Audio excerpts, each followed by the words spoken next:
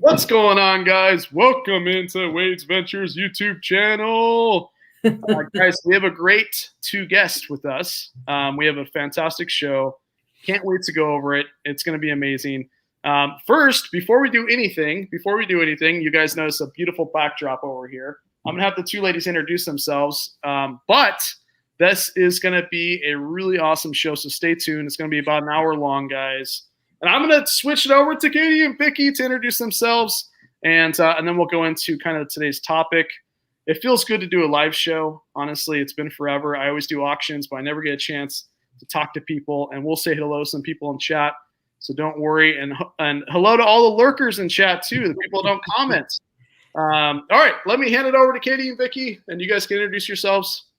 Yeah, it's been a while. I know that back in the day we actually came on and did a show with you when you were like going crazy because you never do anything, just a little bit. You were like interviewing people like every single day. That's right. It was crazy. And so we came on then. But I'm Katie. This is Vicky. We have a YouTube channel. We are resellers. We have separate businesses, but we are a couple, and we both are sellers. So it's like, so our team is us on our YouTube channel. And we also help run the BOSS Facebook group with Teresa Cox. And we run the local Las Vegas meetup group for eBay sellers and resellers in general. So we do a lot in the community with teaching resellers. We're each six-figure resellers. I sell on eBay, Etsy, Grail, Bricari, Instagram. I think that's it. And what all you sell on? eBay, Etsy, Poshmark, Macari, and where else? You don't remember? Anywhere. Anywhere. A lot of places. A lot of places. We used to be just eBay, and then over the last few years, we've realized that you kind of have to expand out to other platforms if you want to grow. eBay has definitely slowed down a lot for us. It's still, I think for each of us, it's still our number one source of income, but we've definitely had to add other platforms to kind of continue to grow year over year. But Wade, we met you back in 2018, I believe, at eBay Open. You were super awesome. You had like a big Instagram following already at the time, and then you were just getting started. But I think at the time you only had like 3 or 4, maybe 5,000 subs on YouTube. And look at you now, buddy. I took a long time off, but it's been a long. So those of you who don't know, because a lot of people probably the OGs in the house maybe know, but back in the day I did like over 100 interviews, and that was the reason I started YouTube. Actually, I wanted people to talk to. Like I'm in my garage, selling stuff on eBay, and I'm like, geez, I need to create a channel. So I create Wade's Ventures, and I have over 100 interviews, and these two lovely ladies were part of my interview. You can go back and watch it. It's pretty hilarious.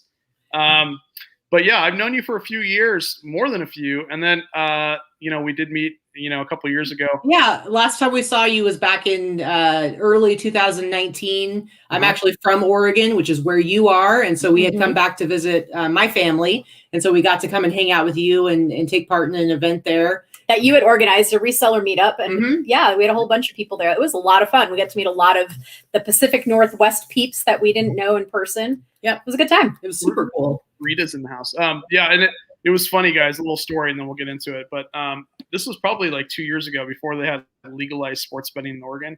And I was like trying to find people to like place my bet in Vegas. And finally, I found somebody to place my bet. It was a losing ticket, but it was a good time. I felt bad.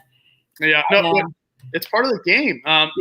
Yesterday, we made about $4,000 yesterday. So awesome. It was a really good day. And for you guys that are curious, because I want to make sure that I'm completely transparent here. I'll show you guys. They're like $4,000. That's a lot of money. Okay, then we're gonna get into it. I promise, guys.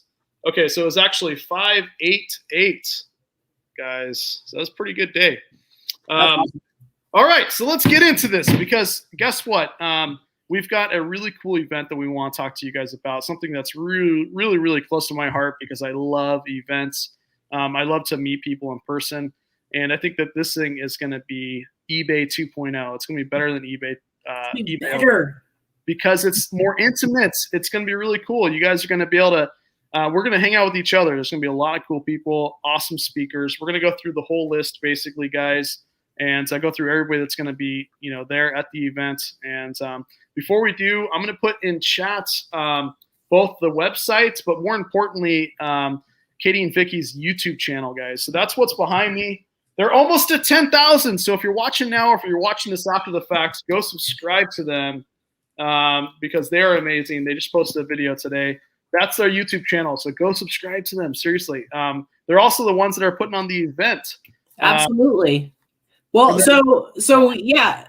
So we've been to eBay Open a bunch of times, like we said, we did that little event with you in Oregon. And I think anybody who's been to a reseller event or like eBay Open, I see Lady Luck Junk in the chat, Danica.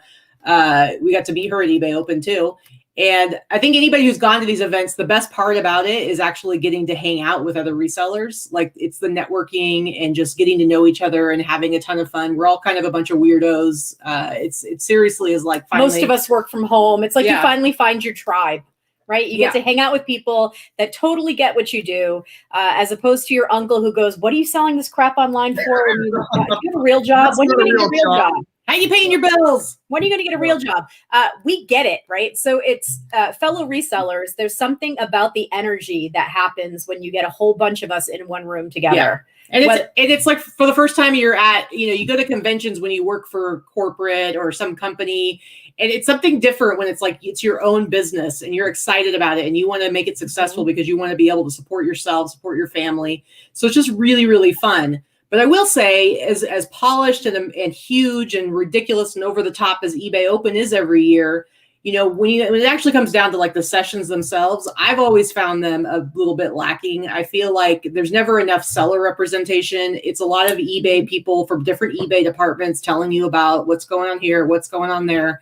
And the sessions that would be really good that you'd hear all the talk about, it always was a session that was highlighting sellers, that was giving sellers a chance to actually talk. Like the session last eBay Open, Wade did a session with a couple of other people, and that was one of the most popular sessions of eBay Open. And it's not just because Wade is a great speaker, of course he is, but it's sellers want to learn from other sellers. They want to hear from other sellers. People they can relate to, and you look at somebody like eBay and you're like, "You're not my dad."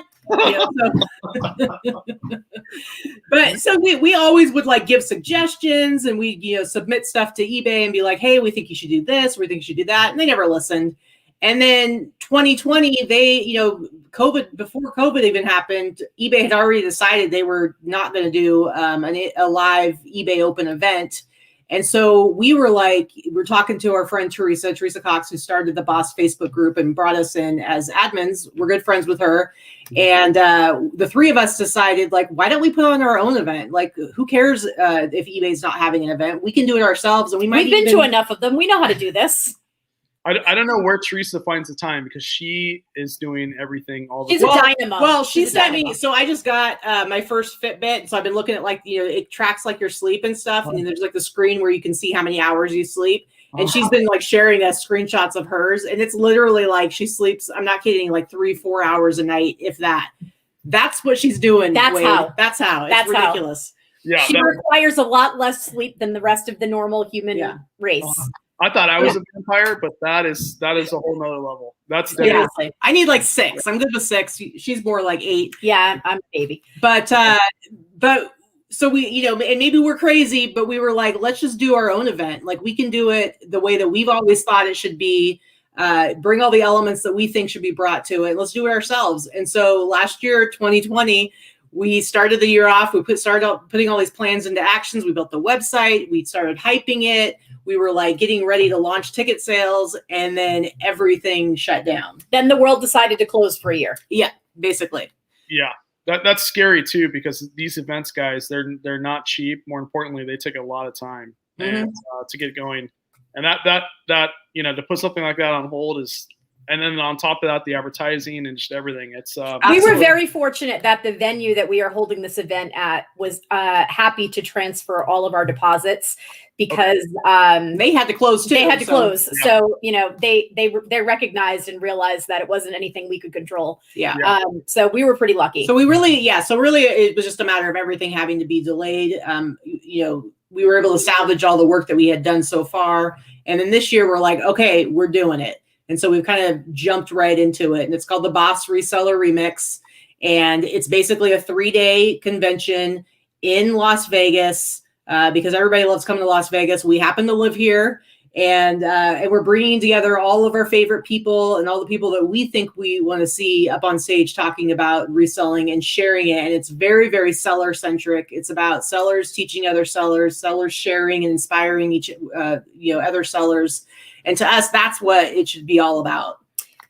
Yeah. So our event, we're planning on having the people that we have speaking on stage are not just there to talk about themselves, but they're there to talk about their journey as resellers and how they've accomplished getting to the level that they're at, yourself included. Everybody has a different format for what they sell and things like that. So we're super excited to put together an event that we think is a little bit elevated from eBay as far as the content, even if we're not quite the $4 million party that eBay puts on. Well, and to us, the sellers who are attending this event are sellers who, you don't have to be, a 6-figure seller, 7-figure seller, but you are somebody who wants to start taking your business maybe a little bit more seriously. Maybe you're ready to take it to the next level, whether that means scaling up, whether that means just being more professional. And you really want to make it work and be able to support yourself, support your family with your business, and you're ready to make it happen. And so you're going to come to this event, hopefully to be inspired, hopefully to learn some new tricks and some new ways of branching out to other platforms, looking seriously at how you're doing your bookkeeping, your taxes, Mark II, Not Your Dad's CPA. We'll get into who's going to be there, but he's coming and he's going to be presenting. And it's really about, you're ready to be inspired and you want that kind of kick in the pants to kind of move you towards those things that maybe you're scared to try now. I see in the chat there, Barry Thrifty Santa. Hey, says, I would attend, but I can't afford all the money that Wade's venture would cause me to lose on sports betting. That's true. Oh, come on, Barry. Believe it or not, is famous, guys. He has got a video out there that's got over 20,000 views. Ooh, wow! Yeah. It's me and him doing the Kiki dance. I don't know if you guys seen that. I remember that. Yeah. Oh, doesn't that feel like a million years that. ago? Oh my God. That was a long time ago. But he's famous, guys. Go check that out. Just do man, what did I type that as? I'll give you the link after the show, guys. You guys can watch it. It's hilarious. That's funny. Yeah, I see Diego says a little gambling is fun when you're with me. It's true. Yeah. It's funny because Diego's one of those people, like, we seriously only hung out with her for, I guess, probably just a couple hours one night. A few hours. And she's one of those people where we were immediately like, oh, this is one of our buddies. You are my peeps. Yeah. And that's what I love about these events is that you meet people like, wait, like we haven't spent all that much time together in person. And yet I consider you one of my buddies. And a lot of these people who are our fellow resellers, like we're friends. Yes. And it's a really good time. We haven't talked to each other in about 2 years. I picked up the phone and called Wade and said, hey, we're doing a thing in Vegas. Do you want to cut? Yes. I didn't even get the full sentence out before he's like, yes, I'm coming. Yes, I'll be there. There's so many things that go into owning your own business, not just reselling. And the important thing is to network with like-minded people. But the most beautiful thing about this event, guys, is there's going to be so many different people that have different backgrounds that are successful, that are actually doing the thing at different ways, brick and mortar, online. I'll be more talking about maybe online auctions and different things, but I also do storage units. There's many ways you can source for inventory. And if you can tell me, would you rather be in a room with 1,000 people or 300 people? I'd probably pick 300 people. Because it's going to be a lot more intimate. You're going to be able to talk to more of the resellers there. You're going to create tighter bonds with less people than more people. So absolutely, it's going to be really, really cool. I am super excited. I was like, man, I was jumping for joy when I got that phone call. I got a text message from Instagram that I got after the fact. Are you still alive? And then I'm like, oh, because I haven't been as active on Instagram. I'm going to get back on Instagram.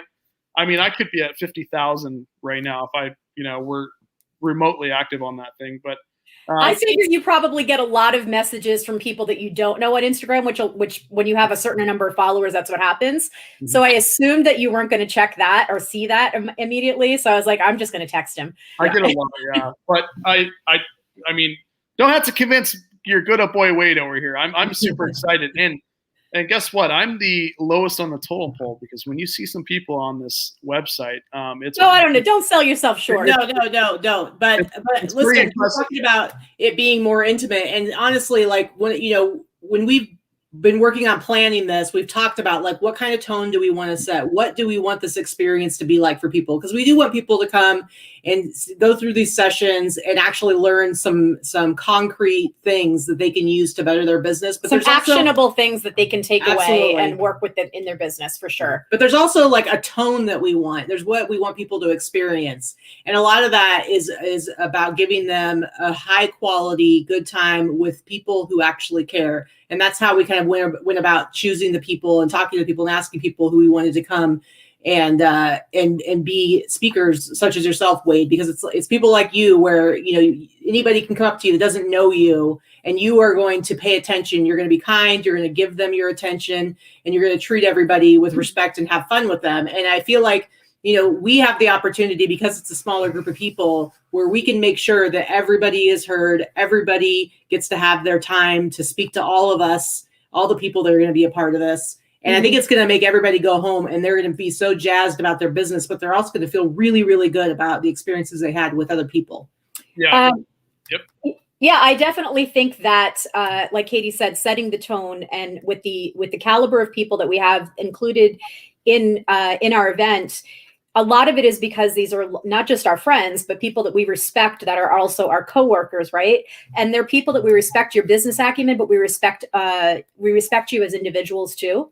Because let's face it, there are people from, like you said, people from all walks of life that do this for a living, right? Mm-hmm. And there are some people that do it very well, and there are some people that don't do it quite as well. And there are lots of different personalities involved in this great big world of reselling, whether it's your social media personality or whatever it may be. The people that we've asked to be a part of this are people that we think represent a really good portion of the reseller community. So yeah, absolutely. And speaking of people, seriously, if you've never been to one of these events, it's so bizarre how you can meet somebody and immediately feel like you're friends with them. Even people that you haven't interacted with online. Because I see Thrift Trader in the chat, Jason Deason, and I see that you got your ticket today. So I'm super excited about that. Jason's one of those guys that we hung out with again back in 2018, I think it was. We hung out with Jason and his wife, Jess. I don't know if she'll be coming since you guys just had a baby this year, another baby. But we hung out with Jason and a group of other people, and it was just like we'd been friends with them forever. So it's just a really, really cool caliber of people that come to these events, and this one especially, I think. Yeah, Jason's really cool, guys.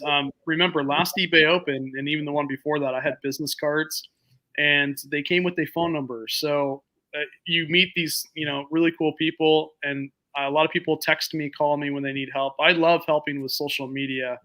That's a passion of mine. I think if I can get back in time, that's what I would do, create some sort of, business around that. But I could still now, but I don't have enough time. But that I see Jess is going too. Awesome. Yes. Somebody's got to lose money at poker. Yes. Well, yeah. And so guys, any of you guys who aren't familiar with Vegas, we just had a new casino open up down where we're all going to be staying called Circa. And I don't know, are you bringing your kids? No, it's just going to be me. Grandma Ventures is going. She loves slots, and then Ashley. So. Okay. So I don't know where we're staying at the Golden Nugget, even though we live here in town, we want to be close to all the action, but Wade might be tempted to get a room at the Circa because it's a new one and it has the biggest sports book. Is it the biggest in Vegas or biggest in the country? It's definitely the biggest in Vegas. I don't know about the country, but it's enormous. I honestly think it could possibly be the biggest in the country. I think there's only one other pretty big one. This is it's got a beautiful pool, guys. Man, it's amazing. It's like rooftop pool. It's adults only. It's like 21 and up, which you never realize how many kids you see in casinos until you go in one where they're not allowed. Yeah. Seriously, it's crazy. It's true. The sports book, because we've only been in there once, but we went to check it out, and the sports book is huge and it's really cool. It's like multi-level. It's pretty awesome. So I guarantee you Wade will be spending some time there, whether he's staying there or not. Oh, yeah. So, Jason, we'll get into that in a minute, but I just want to answer your question. The event is general reselling related. It is not eBay specific. We do only have one session that is going to be eBay led. We do have, just to let you know, eBay is a sponsor, and they are going to have a presence at the event, and they are sponsoring and endorsing the event. So if that makes you feel good, yeah, we're a little bit legit. I'd say 90% of the sessions have nothing to do with eBay. So yeah, it's just reselling. You can reselling generalized. Yeah, what you're going to get from these sessions are going to help you just if you're a reseller and a business owner. And Ashley says, "Don't tell Wade about the new sports book. He already knows. He already knows." I knew day one. I get that, a lot of you guys probably are eBay sellers, and that's fantastic. Mm-hmm. That was a great question too, because, I have cut down eBay slightly. But, you're going to get all walks of life here. Like I've done wholesale, I've done storage units, I've done thrifting, I've done, everything you can think of, but I'm not an expert in really any of those. And there's a lot of people here that are experts in certain fields. Like you got those, I don't want to say kids, because I was watching the show over, and we'll go over that, but man, they're impressive. Even me as a speaker, can't wait to meet some of these people. I did meet Ryan and Allie, and they're amazing. Casey, we shared a limo together. I'll never forget that time. He was hilarious. But the fact is you're going to build these really cool relationships with people, and we're everyday people, really approachable. I'm super excited. Do you guys want to start off and start showing them the guest speakers? Yeah, for sure. And going back really quick about, what topics we're going to be covering and, platforms. I feel like, people always say, like, back in my day, selling on eBay, it used to be different. And the reality is it is totally different. And now we're in 2021. And if you really want to be successful, yes, there's those few people out there who focus only on eBay, and they're continuing to scale up and somehow are doing crazy amounts of money. But the vast majority of people who are really successful right now in the reselling world are branching out, are doing more things, doing things differently, either whether it's cross-posting or doing things like you're doing with storage units and YouTube auctions, or selling wholesale to other sellers. Like there's so many different ways. There's so many different ways. Yeah, so many different ways to create wealth and diversity. And we're going to help to bring some of those different examples to you with real life examples and people that are doing it in different ways. Yeah, that's the goal. Absolutely. And if there's one thing that's taught us all, it's the fact that with this pandemic is you have to change the way you look at business, because some factors are out of your control, Yep. We definitely had to. I think everybody had to pivot at some point last year, right? I don't think that this was smooth for anyone. All the changes that happened within our country with the way that you obtain your inventory, sell your inventory, ship your inventory. Yeah, we both do things everything totally changed. So it's funny because you see all the, a lot of people, they go to the Goodwill bins, and that's fantastic. I mean, I love the Goodwill bins, but if you relied on that one way to source, they shut all the Goodwill bins down. You need inventory now, right? So it kind of made yourself, I think it makes you a better reseller because it forces you out of your comfort zone, guys. Katie and I used to, last year, we just to an example, Katie and I used to pride ourselves on being two resellers that had no death pile. Right? No profit pile, no death pile. 6-figure resellers, both of us selling over 150. Which normally is a very good idea. Sell the shit that you buy. Normally, each of us selling well over $150,000 a year, one-off thrifted items, no death piles, right? That's pretty impressive, or we thought, until 2020. Yeah. And suddenly we had to figure out how to get stuff. Until 2020, and I had no inventory and no way to get inventory, and had to finally reach out and just buy lots from resellers and buy pallets from people and just put it out there and say, I have money, I want to buy your stuff. But you know what? It's funny because so then the question might be, okay, do we now have death piles or like backup piles of stuff? No, we don't. However, we have changed how we look at things, and a lot of what we source now is because of relationships that we've built, because of people and connections that we've made. It's not about going to stores that we have to rely on being open. Everything could shut down tomorrow.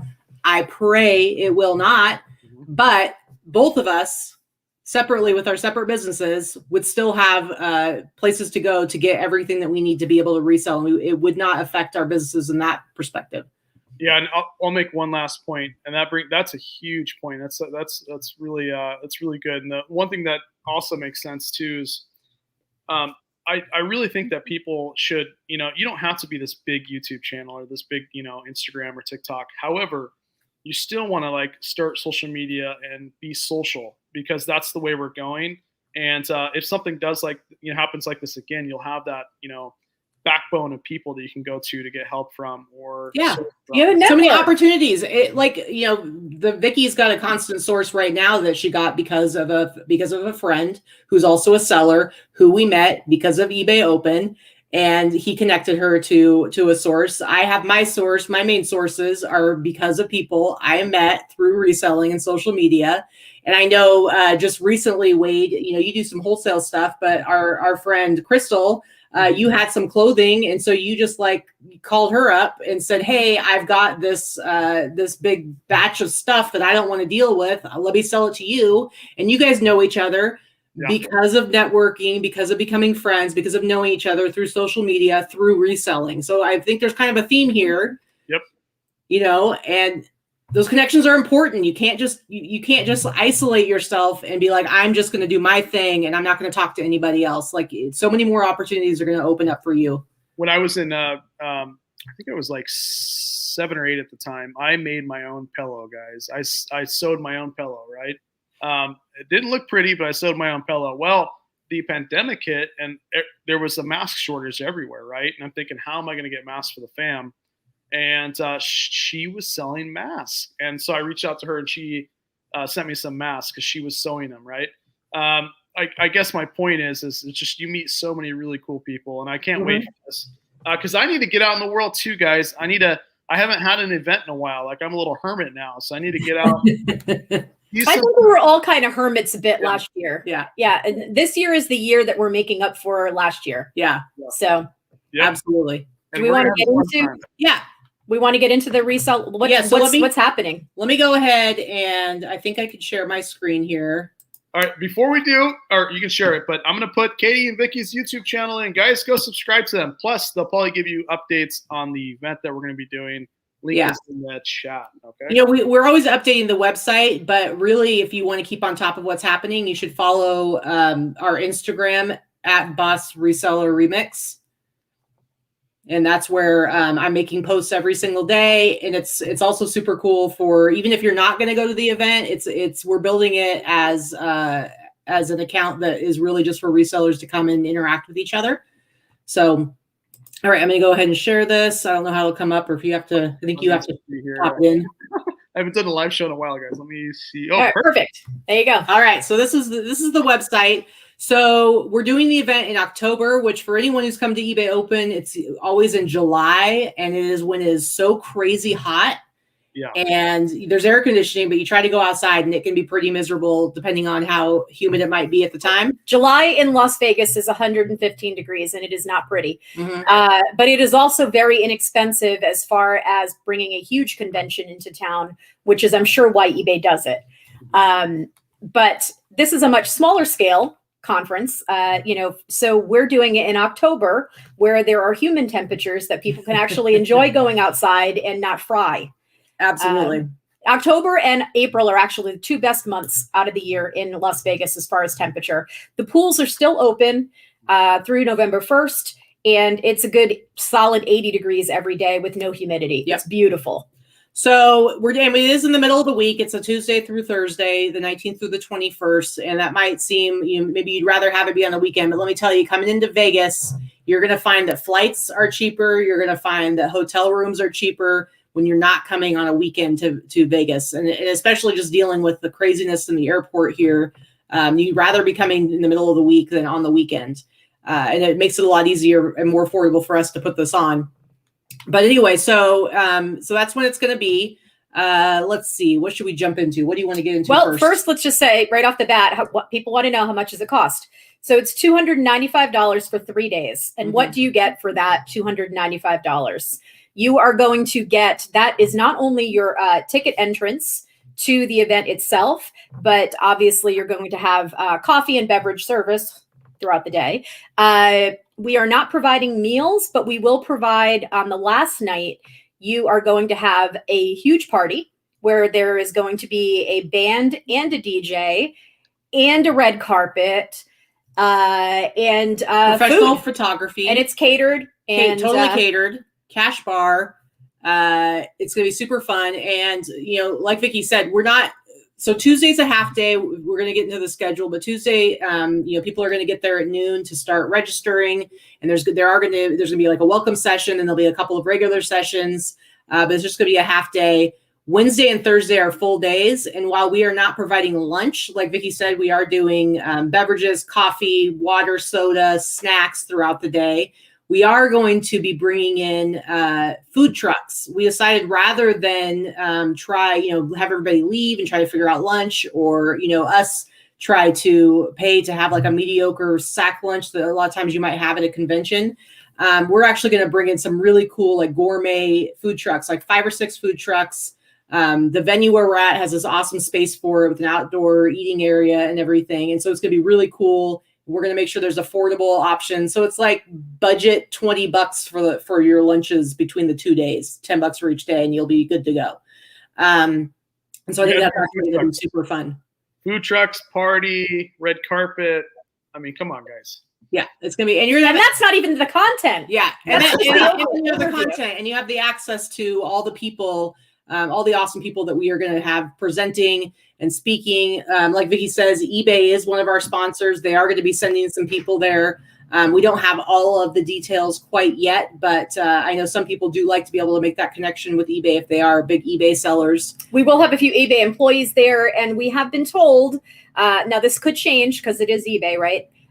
We have been told that we will have a dedicated merchant support booth so that you will have the chance to have one-on-one time with a merchant support person from eBay to talk about your store or your issues specifically, if you have any. Yeah, absolutely. So as far as I'm going to jump to the event schedule. Now, we have the times when we're starting and ending, and we have like our list of all of our sessions. We actually have our sessions all kind of figured out. We've got all of our speakers figured out. We don't have the order of everything decided yet. That's kind of something it's going to be a little bit of finessing to figure out what kind of flow we want and how we want it to go. Like, what do you want to see first in the day? What's going to be good for right after lunch? Maybe something with a little more energy. So we're still working on that, but that will eventually be put up on the site. But, we do have some of the topics that we'll be covering listed here. And we don't have all of our speakers up on the site yet. We have the majority of them. I would say there's probably about 5 or 6 more that still are going to be added. And with that said, we are going to be making a pretty big announcement tomorrow about some additional speakers that are coming on board that I think people will be really excited about. And so let's just look and see who we have so far. Of course, we've got Katie and Vicki. That's us. That's us. And here's the thing. We're actually not going to be featured in any of the sessions ourselves. We are going to be running a couple of them, but we thought it was really important that we weren't just creating this event so that we could put ourselves on stage and talk a whole bunch at people. Mm-hmm. People can watch us on our YouTube channel every week if they want to. We'll be there. We're going to be running the thing, and we'll be moderating a couple of the sessions, but we aren't going to be putting on our own session. Next, we have Teresa Cox. So she's our co-host. She's the one that's doing it with the two of us. Like I said, she's been around in the eBay community for a very long time, but she also does Amazon. She does a bunch of other platforms now too. Listen, guys, you don't even know the half of it. Wade, if you knew all the stuff that she does that she doesn't even tell people about, all the different revenue streams that she has coming in, like she seriously, people only get the very tip of the iceberg with her. What she puts out there. She is a true entrepreneur, and she always has a million things going on at once. And we don't even know. She doesn't even tell us some of the stuff that she's got some private ventures. Okay. Yes. We don't know. Yeah. Maybe it's OnlyFans. I don't know. But I'm kidding. I know she does. I know she does like some private label stuff. I don't even know what the product is. Like there's stuff that she keeps very, very close to the vest. So she's pretty cool. Anybody that only sleeps 3 hours a night has got to be working hard. She is a powerhouse. She is a powerhouse. Yeah. And she's one of those people that you want to know. If you are somebody who wants to be successful, she is the biggest cheerleader. If she thinks that you have potential, she will do everything within her power to help you. she's awesome. She's super awesome. The one cool thing that I like about, meeting other resellers or entrepreneurs, business owners, it really comes down to like there's flows. Like you change your business so many times throughout the years that it's nice to kind of talk to like somebody like Teresa, because she's done everything and pretty much seen everything. So it can help you along the way really quickly, kind of avoid some mistakes that whatever you're currently looking into, whether it's Amazon, eBay, she's probably done it, And it's nice to get those veterans in there that have done it all, and you can kind of. She's an OG reseller. There are a bunch of us that have been doing this for more than 20 years. I'm one of them, actually. I've been selling on eBay longer than Teresa, actually. I think I've been on a year longer than Teresa. Wow. Wow. Yeah, I know I'm old. You're next to a legend over there. Wicked old. It's true. Okay, so next we have some people. If you've been to eBay Open, you may recognize this face.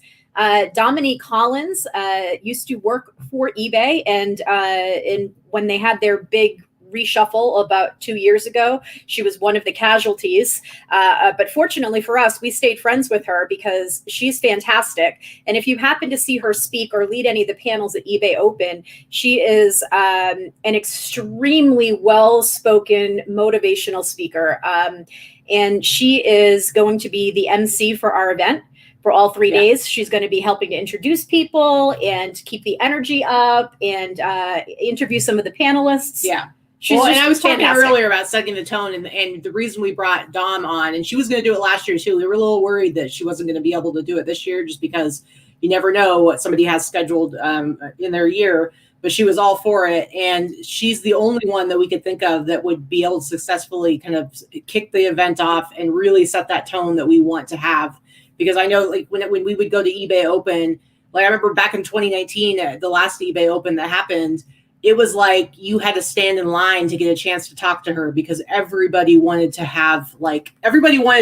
breathe the oxygen within her space, because she's just one of those people. She's that person. She's so exciting and interesting and dynamic, and she makes you feel like you are so interesting, and that what you have to say is important. And she's just one of those people that's like super awesome and really, really fun, but knows how to motivate people. Mm-hmm. All right. So awesome. Our next person that we're going to talk about, that you guys have, a lot of you have probably seen, met, heard, seen on, maybe you follow him on Instagram. Casey talks about him. If you don't follow him on Instagram, Wade knows him. You should. Mark too, who is a fellow reseller, but is also a CPA. He does my taxes. He does my taxes. I think he does Casey's taxes. He might do Teresa's now too. He does do Teresa's.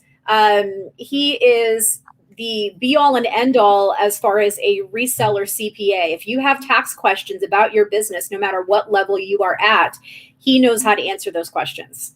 Yeah. So he's going to be bringing the boring content, but the business content. People think taxes are boring, right? But if you've not boring. He's not. If you've met Mark and you've had conversations with him, he's not boring. He takes the fear and the anxiety out of taxes. Yeah. For self-employed people. I feel like for most of us, it's not that we're bored, it's that we're scared. And when we first started talking to Mark, it was because I had 4 years of tax returns to do.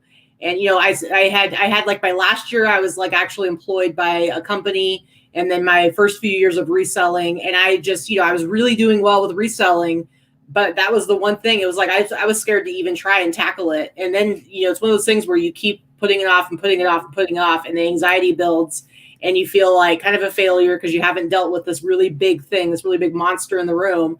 And I was so nervous about it. And finally I went to Mark, and I think with the first time we had him on our show, I still hadn't done it yet.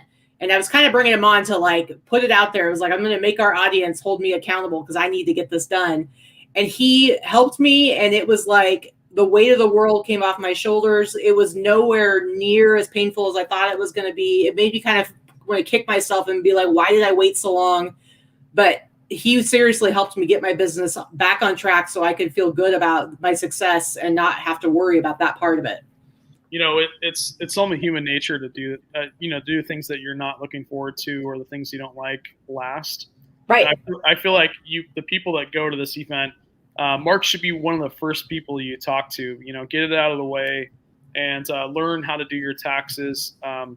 It makes sense to pay a CPA, guys, even though it costs money, and they actually, I think, save you more money with them doing it than you would just yourself. And then on that topic, I'm not like I can't really necessarily give you everything with regards to taxes, but this event is tax. You can take it off your taxes. It is. Yep. Oh yeah, this entire event is tax deductible. Your ticket is tax deductible. Your hotel stay, your airfare, taxis or Uber rides, your food for being out of town, anything that you source while you're out of town. All of these things are tax deductible, and this is a good investment in your business for sure. And Mark is going to be talking not just about like doing your taxes. He's talking to us as business owners. He's going to be talking to us about the things that we need to be doing to put ourselves and our businesses in a better position, and what we should be doing throughout the year, not just handing over documents to him to do our taxes once a year. It's what we should be doing if we want to be professionals and have successful businesses. And I think just about everybody needs some of that. All right, we got to scoop a little bit faster. Poor Wade's going to have a 2-hour show on his hands with us. So next we have our friend Trish Glenn. She is a fantastic, super friendly, fantastic seller that has started as a brick and mortar seller and is killing it on eBay and several other platforms, and is someone that has expanded her sales force. And she is someone that will be talking about leveling up, how to hire people, how to hire help, how to get the right help, what to have help with, a lot of things that people are nervous about. And when you want to scale your business up, you don't really know where to start. So that's something that she's going to be talking about. It's one of those number one things that people ask questions about, and they're scared to take that first step.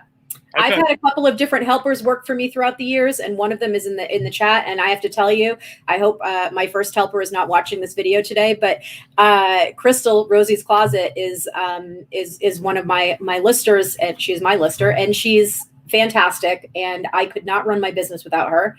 And she's invaluable. And and finding somebody that helps you with your business and does it well is the best thing that you can do for your business. I've had full-time employees, part-time employees, my warehouse, and there's a lot of ways you can go with hiring somebody and a lot of ways you can pay them. It's really confusing if you've never done it before. And it's a question that gets popped up all the time.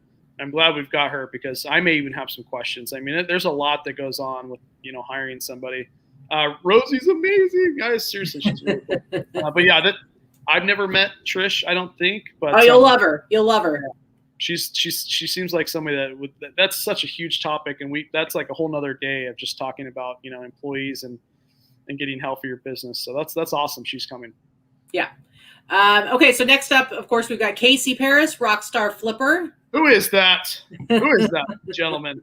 He's losing more hair as the years go on, but we love it. I like to joke that this picture is him showing off his YouTube plaque that he stole off of somebody, but. Casey's a good dude. He's got a big presence, and he can come off as cocky because he is. But he also, underneath it all, he has a really, really good heart. And he, like you, Wade, he really cares about helping people. He's incredibly genuine. He's incredibly genuine and generous with his time and his knowledge. Yes, he's cocky. That's what we love about him. It's what we love about him and hate about him at both at the same time, right? And give him shit about. But the reality is Casey is like the little brother that we like to pick on. He'll give you the shirt off his back. Absolutely. He'll drive you crazy while he's doing it and maybe do a dance. But he seriously, I've seen him help people out that aren't paying him, that, anyone that asks questions. He's not somebody who's threatened by somebody else's success. He wants to help everybody around him, and he'll help people build their YouTube channel or build their selling business. He's your biggest cheerleader if you are looking to succeed. He wants to help his friends and other people succeed. He's not threatened by other people's success, which I love.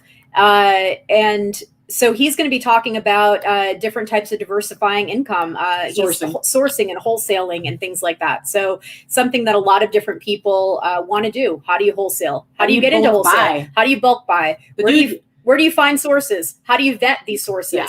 He bought like a whole thrift store and like loaded it into a tractor trailer and dealt with that. I mean, it's just ridiculous. Yeah, guys, I love Casey. He's been a friend of mine for years. I haven't talked to him in a bit, but the one thing said the same thing. The one thing you love about Casey is like he is like a well-rounded individual. He knows a lot about a lot of things, and he does a lot about a lot. Yeah, and the cool thing about Casey is like as long as like, and even myself, like the people that really genuinely want to do well, we want to help them so much, whether it's social media, reselling, whatever the case may be. He is such a huge source. So I'm glad he's coming. Smart guy. He's tall, really tall, actually. So when you see him in person. And he likes those really clickbait titles on his videos, but other than that. Yeah, you still got the Beamer, right?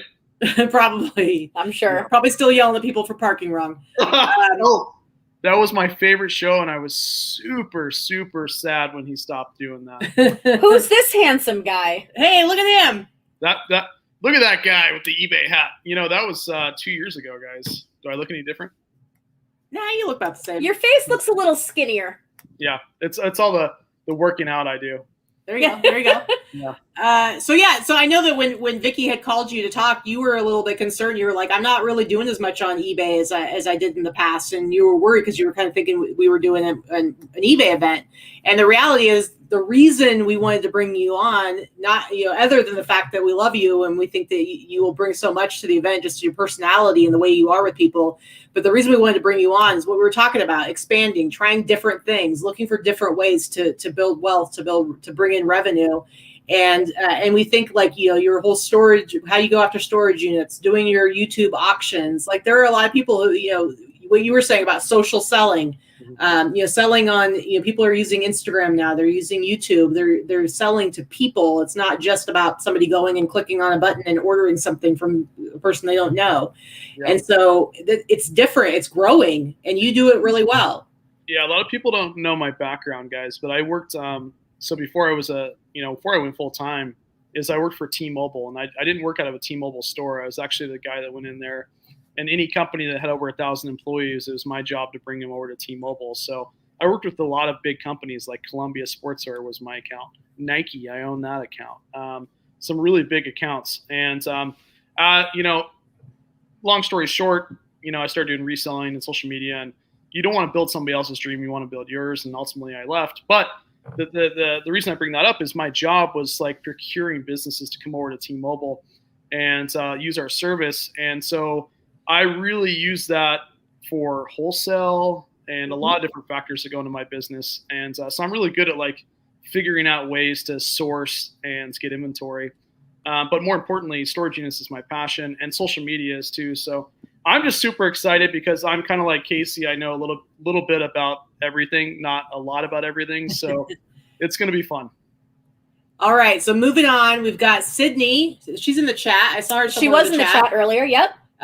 Sydney L is her YouTube channel name. She goes by Thrifting Debutante on Instagram, and she has pretty good following on both. She's primarily a Posh seller, and she actually runs a Posh Boss. It's called Posh Boss HQ Facebook group. But Sydney has been branching out and starting to sell on other platforms. And so Sydney's been diversifying. She sells on eBay and on Mercari now, as well as Posh, even though I think Posh is still her primary. But she's getting up there so that her other platforms are almost as popular as her Posh platform. So again, we're going to have people that sell on all different platforms. And one of the things that Sydney is going to be talking about is diversifying through using cross-posting tools for reselling. Sorry. Well, and not just being satisfied with being successful in one platform. Like you can always do more. You can always make changes in the way you do things. I know I am one of the most resistant people ever when it comes to going out of my routine and actually branching out. No. It takes a lot, but when you do, let me tell you, you are thankful. We've been talking about a lot lately, just between the two of us. We're going through kind of the normal summer slowdown, and we're seeing our sales drop and not be as good as we want them to be. But I turned to her the other day and I'm like, yeah, but you realize like 3 summers ago, like summer of 2018, we would kill to have these numbers right now. My sales numbers being slow right now are still 200% what they were 3 years ago. Yeah. Yeah. The one thing, guys, and I this is such a good point here, is like, you want to branch out, you want to try something different, but you just don't know, and you don't know anybody that maybe does it well. And it's kind of like, I've got these lingering issues. I don't want to go to the doctor, but once you go to the doctor and they're like, oh, you're fine, dude, everything's fine. You're like, oh, sigh of relief, right? So when you meet these people at these events and you maybe want to try something different and you talk to them, they'll put you at ease because they're already doing it and they know how to do it. And then you'll realize it wasn't big after all. And then you'll try it and it'll be just another way to, run your business. Absolutely. Absolutely. All right. So who else do we have left? So we've got Lorianne Wong. Our eBay people will know her because she was a Shine Award winner. Like Katie. The year before me, bigger than me. She won the Katie is also a Shine Award winner. I am, but she won the big award back in 2016 because she's amazing. She's another one of those people like Teresa where you're like, how does she possibly do everything that she does? It is crazy. I don't think she sleeps either. She doesn't. She really doesn't. We stayed at her house for 5 days back in April in the outskirts of Atlanta. And I think that she was up and gone before us when we were getting up at 6 a.m. and in bed long after us. Yeah. She runs a nonprofit in Georgia to meet the basic needs of people who are in distress. And, one of the big things they have is a huge food bank that in this last year, it's really exploded because of the additional needs because of COVID.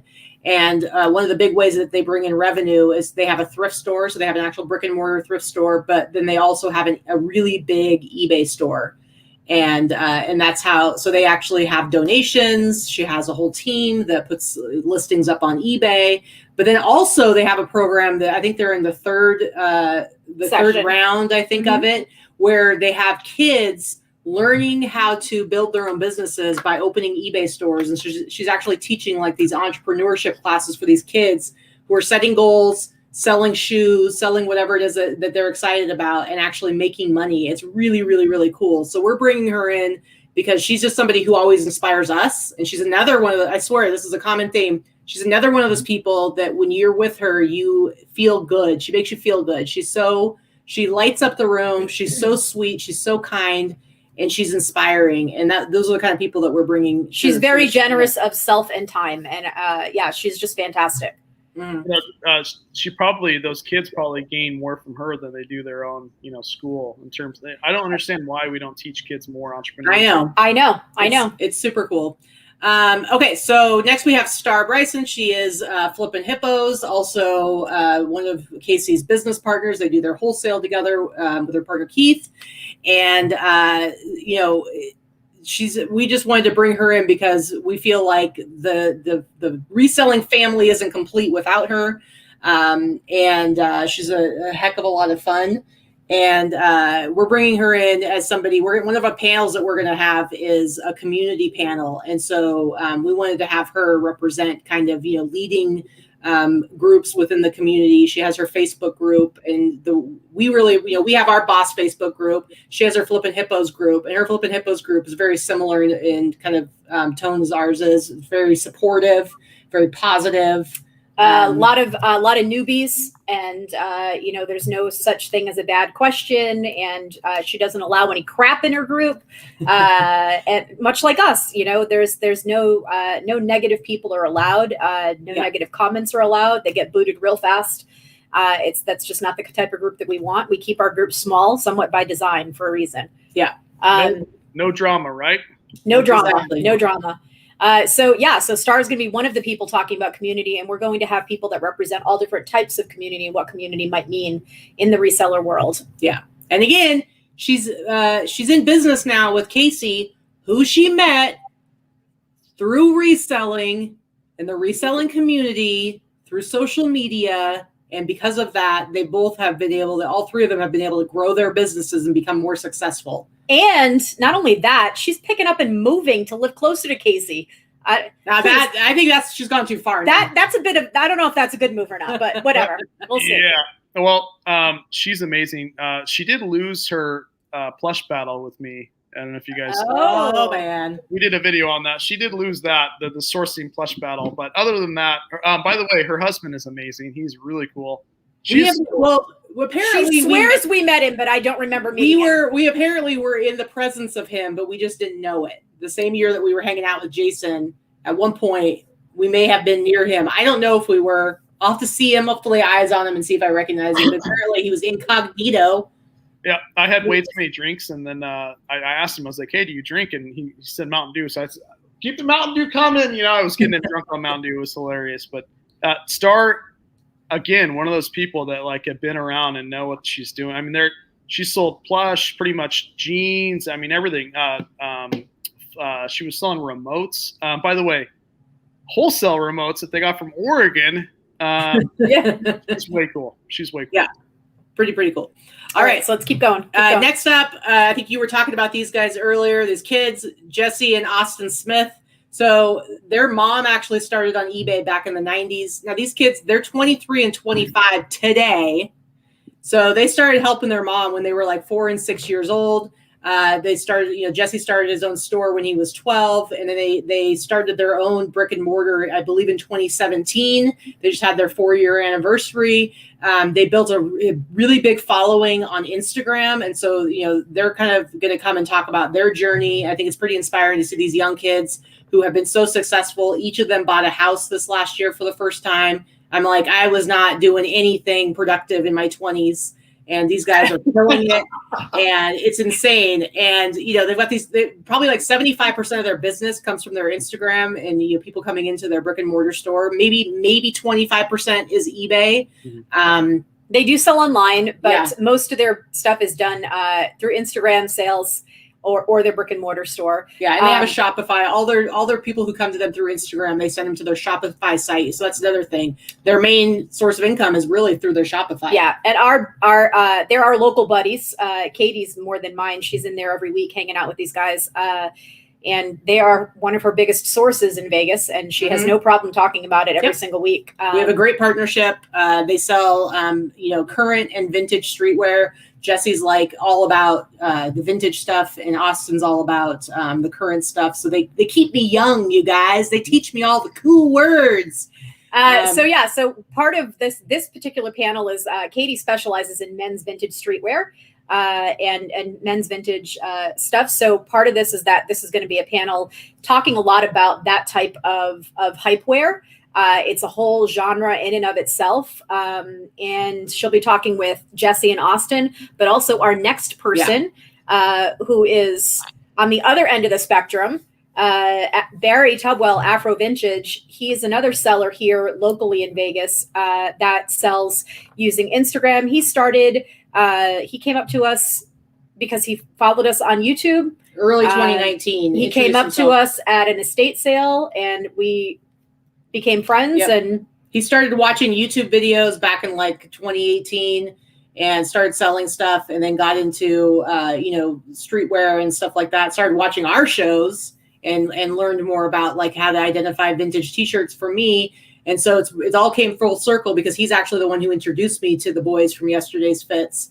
And what I love about Barry and about Jesse and Austin is, again, going back to that whole community and networking. They all understand the value in building relationships. It's not just about how can I get this for the cheapest price or sell this for the most. It's about building relationships and making it work.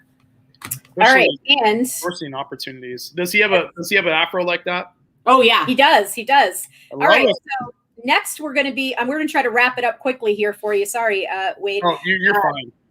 So the next two of our favorite ladies, Amanda and Clara, they are the owners of List Perfectly, which is the best cross-listing software for resellers.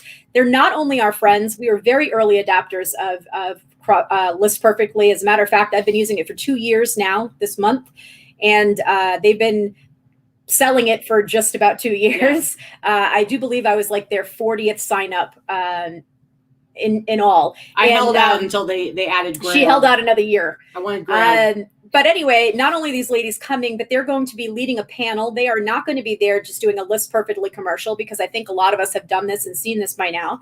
But they're going to be leading a panel talking with other resellers that have grown their businesses and diversified their businesses and grown their wealth through using cross-listing software, specifically List Perfectly. So we're going to be talking with other resellers and seeing real examples at different levels of how the cross-listing software has helped them grow their businesses. Mm-hmm. Not only are they our friends and wonderful businesswomen that have created a fantastic product that I cannot say lightly enough, or I cannot say strongly enough, has absolutely changed my business. Mm-hmm. But they are our core sponsor for the event. They have sponsored the party the last night, which is the best part, right? They are sponsoring the fun part. Yeah. So absolutely. They solve a real problem in the community, guys. If you have not, they really did. They really did. Yeah. And there are a few other companies that are trying to be like them, and they can't quite measure up. I got to tell you, that's the best form of flattery is when someone's trying to imitate you, right? Yep. Yeah. If there's like 2 programs in the whole world regarding my reselling business, they would definitely be one of them. You've got to use this perfectly, guys. It saves you so much time. It's incredible, and it works. So, yep, for sure. All right. Last up, like I said, we still have a number of speakers that are going to be adding to the site, but the last up that we have right here is the Seller Community Podcast. I know, Wade, I don't know if you know Liz, but you definitely know Doug Smith. Yep. He also used to be with eBay. And for those of us who have been to eBay Open, he no longer works with eBay. But when you think eBay community, you think of Doug. Yep. Yeah. That guy is super cool. He's actually the one that facilitated, me guest speaking at the last eBay Open, and really cool guy. And he's got very unassuming dance moves. I remember real quick. I know we're got to get going, but I don't know what happened, but so we did. I think it was like after the big main event of eBay Open. I went to the local bar and I was getting a drink. I look over and I see Doug over there dancing with the wig on. I'm thinking, Doug over there. He was getting down on the dance floor, and I went on the dance floor. I don't mind, dancing it up either. So, but beside all that, man, that guy knows how to do podcasts. Really cool guy. I can't wait to listen to him again. So. Yeah, so they're actually going to have their own area where they're going to be set up to actually record some of their podcasts. They're going to have their own little lounge so people can come and visit them and hang out with them. And we just think that they're a key element to the whole seller community and kind of bringing it together. And it's really important. So those are the speakers that we have up right now. Like I said, we got like 5 or 6 more that we still have to add. We're going to be making a big announcement tomorrow. If you're following us on Instagram at BOSS Reseller Remix. I do want to say one other element. We've got all these sessions. Thursday night we've got a big party. This really is going to be an experience. The venue is at the Nevada Blind Center, which is only about 2 minutes. It's like 2 miles, just a few minute Uber ride, Lyft ride from downtown Las Vegas, which is where Fremont Street is.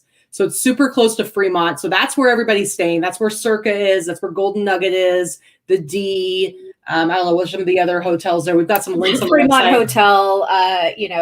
There's a whole bunch down there. There's a whole bunch. Yeah, but when we live here in Vegas, so when we have people come who want to go and do the tourist thing and they want to go to the Strip, we're like, no, you don't need to go to the Strip. Let's go to Fremont, because Fremont is like the old school Vegas. Fremont is old school Vegas, and it's like the Strip's like kind of weird step sibling or something. It's just it's the ugly stepchild of Las Vegas. But it's awesome. It's way more fun. The people watching is amazing. There's a bunch of weirdos out there, including us. It's so much fun. It's just a great time. And, we've unofficially had like a Fremont night every year at Open, usually led by Casey, which is why we're calling him the official ambassador of Fremont. And so Wednesday is going to be, we are going to go down and take over Fremont. They have 3 stages, live music every night. Mm-hmm. After everything's over and people have had dinner, we're going to meet back up on Fremont. We're going to have 300 people down there and just infiltrate the whole place. All the casinos there and hotels are really close together. On the Strip, it's going to take you like an hour to get from one to another. On Fremont, it's literally like you can walk the whole thing in like 10 minutes. It's really cool. They're all right together. And so we're encouraging everybody to get hotel rooms right down there, because we're all going to be down there together, and it's going to be crazy, amazing, and fun. So it's not just about being in a session. Afterwards, we're going to go have beers together. It's going to be fun. Or soda or ice cream, whatever. You can have water. I don't care. We don't all drink. My goal for this trip, guys, is I want to get Casey as drunk as I possibly can, and then see if I can get the most wildest photos of him. You don't have to get him that You want to beat my photos? Because I think I've seen yours. I have gotten the 2 best photos the last 2 years. The first one is the one that he uses all the time with the guy in the bikini bottom, the bikini thong. And then the other pictures are of him getting a lap dance by a man in a Marilyn Monroe costume. So it's going to be amazing. Yeah, that's the goal, guys. Let's get them all. Let's just buy them all the drinks we possibly can. See how drunk we can get them. Yep, it's gonna be great friends, great content. We're also going to be doing lots of giveaways. List Perfectly is going to be giving away 3 laptops, or they're giving them to us to give away 3 laptops. We're going to probably do some ring lights, some other probably big ticket prizes. And there's a swag bag. Everybody gets a swag bag. Of course you get a swag bag. So there's going to be a lot of, you're going to get a lot out of this week. You're not going to, I don't think a single person is going to go home wishing they hadn't come. Unless you're really hungover, and then I don't know what to tell you. It's possible. Yeah, all I can say is like this is going to be something that's going to be huge, not only for your business but the morale of just reselling. It's nice to be with like-minded people, seriously. And you're going to have the cream of the crop. Any kind of business that you really want to learn about, like I said, there's going to be somebody there that knows something about something. So it's going to be really, really cool. I can't wait. I see a bunch of people on chat. I'm curious to see. Real quick before we get off here, has anybody already bought their ticket? I know we don't have a ton of people in chat right now because I never go live on Sundays, but there are a few people in chat that have purchased tickets already. Yep. Yeah, I'm curious to see how many people already bought tickets. There's only 300, so those are going to go extremely quickly, guys, because we just announced this recently. So I'm curious to see if you bought your ticket, and then if you haven't bought your ticket and you're considering going. You can reach out to me on Instagram if you have any questions. Also, I know that even though that you can use this as tax write-off, some people may want to save a little bit of money on the hotel. So even though, by the way, I mean, you ladies live in Vegas, it's pretty cheap right now. It is. Yeah. But do you have a way for people to split hotel rooms if they want? So if you buy your ticket, when you get your confirmation email, it actually will give you an invite to come into it's going to be a private Facebook group that's just for people who are attending. And so there are people who have been already speaking to each other and talking about sharing rooms. So it's definitely a way. Some people talking about ride sharing. We'll also have a few links to some discount codes for hotel rooms. Yeah. Things like that. It's not links from us, but there's Golden Nugget has like a Nugget has a July special right now. Right now it's like 35% off. So that's what we use to get our room. So there's lots of ways you can do, like Airbnb, which when I looked at the Airbnb for Vegas, a lot of it was the hotel rooms, but they were like really good deals. So there's a bunch of different ways that you can try and save some money. I will say that the way that we are doing this, if you have come to eBay Open in the past, this is way more affordable than eBay Open because of the location. Obviously, our tickets are cheaper, but also because of the location and the time of year that you're coming. It's and especially, flights are a little bit pricey right now. That's happening everywhere in the country, unfortunately. Because of gas prices, and they're trying to make up for last year's lack of travel, I'm sure. But yeah, I mean, everything is a little bit more affordable than eBay Open. Yeah. Barry's looking for a roommate, guys. Barry is there you go. Seriously amazing. So anybody needs a room, shout out to Barry. Look him up. I love Thrifty Santa. Yeah, look him up on Insta. Send him a message. And you know what, Thrifty Santa, you can actually wear your Santa suit and not die, maybe, because it'll be October instead of July. Plus, you're in Vegas, so you're going to blend in. You'll fit right in. Yeah. No question. I'm thinking about bringing the beef ramen as opposed to the chicken ramen this time. Okay. Perfect. Okay. But hey, and Barry can busk down on Fremont Street. There used to be homeless Santa that was hanging out down there for a few years. Barry's suit Barry's suit is much cleaner. If you could probably take pictures with people on Fremont Street and pay for your whole trip. Yeah. Wow. Look at this. I mean, my goodness, guys. Anybody wants to sit on Barry's lap, it's going to cost you $2, but it will help a good cause. Hey, Barry, that is smart, man. Oh my goodness. Get that suit and bring it, Barry. Bring it. That brings whole nother meaning. I actually circle. I may work a little extra when I go to Vegas. I need to come up with something, get some money. That is awesome. All right, well. Before we go, make sure you can just tell people that you're from Duck Dynasty and they'll pay you. Yes. That's true. That beard's getting a little bit unruly. I mean, I've seen some pictures. Yes. It was a little baby beard last time I saw you. When we met him, he didn't have a beard at all, I don't think. No, he had a baby face. Yeah. Little baby face. Yeah, it's times have changed. Times have changed. I'm super excited for this. I can't tell you. It's been not only for the trip, but just to hang out with like-minded people. I really want to pick the brain of a couple of the speakers myself. So it's going to be really a cool setting, guys, because you're going to have a lot of time to really dive into whoever or many people, and have a little checklist, some things that maybe you want to do for your business, or things that you may want to change, or anything like that, so you don't forget it when you show up. And I will say, someone asked a question earlier, what should they bring with them? Bring a laptop or whatever. You know what? Old school, bring it. We're going to give you a notebook and a pen. Definitely take some notes. What I would suggest you want to bring are maybe some business cards. If you don't have any, make some up so that you can share information with people. I know business cards are old school, but you know what? These type of events are old school.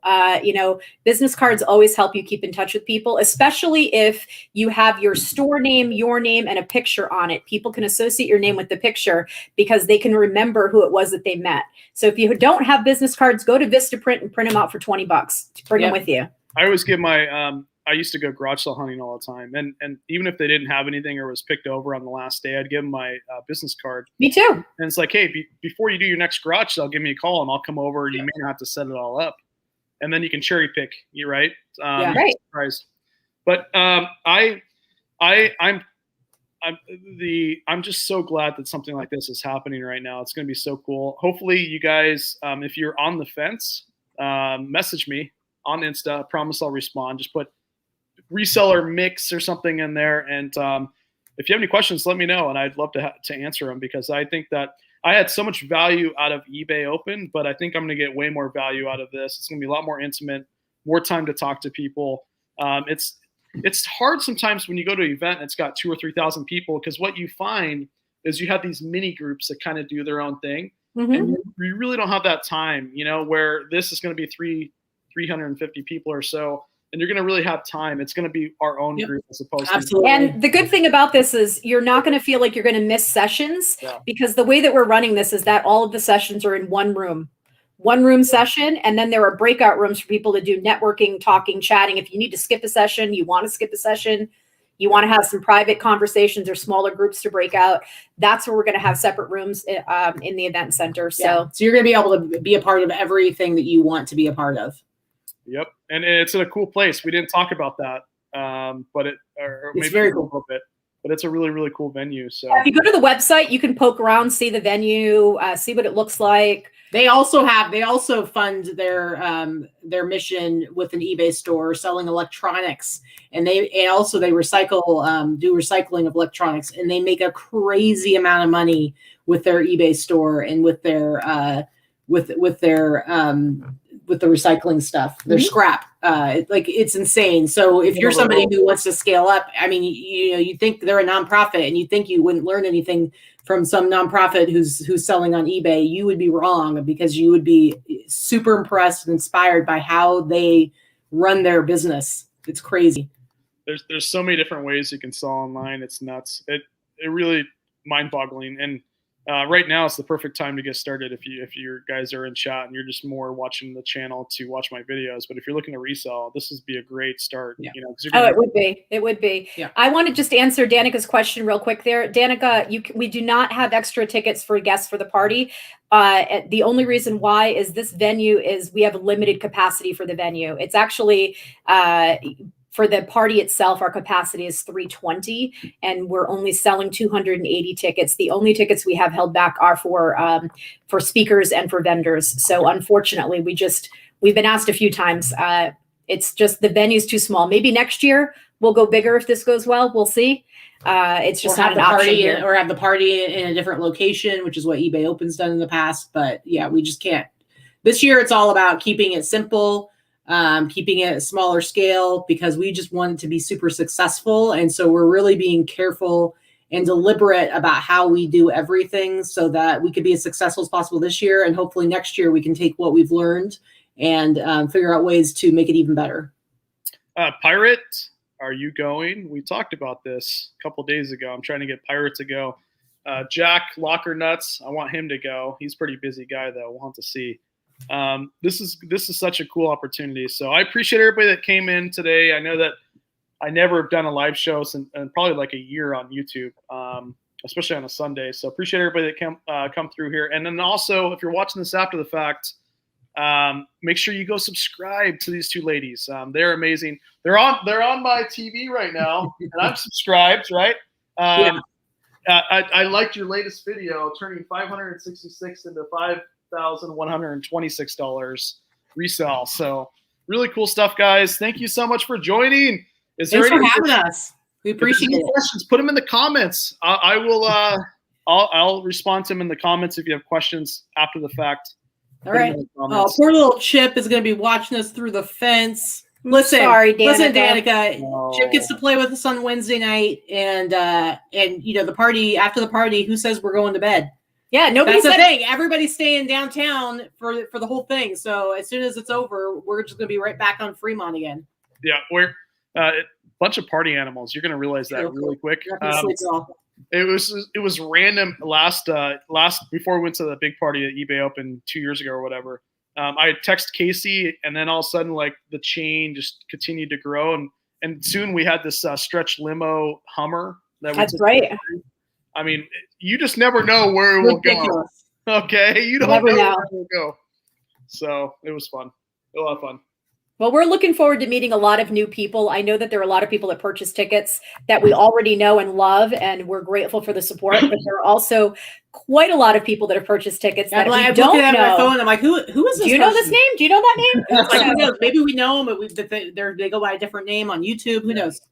Yeah, and guys, 300 tickets are going to go quick. It really will sell out. Just so you know, tickets have been on sale for about 2 weeks. We did a very soft, slow initial push just to our group and our audience. And as we've been adding speakers that have their own social media presence, their own audience, we've been letting them announce it on their shows so that their core audience can grab tickets if they want to.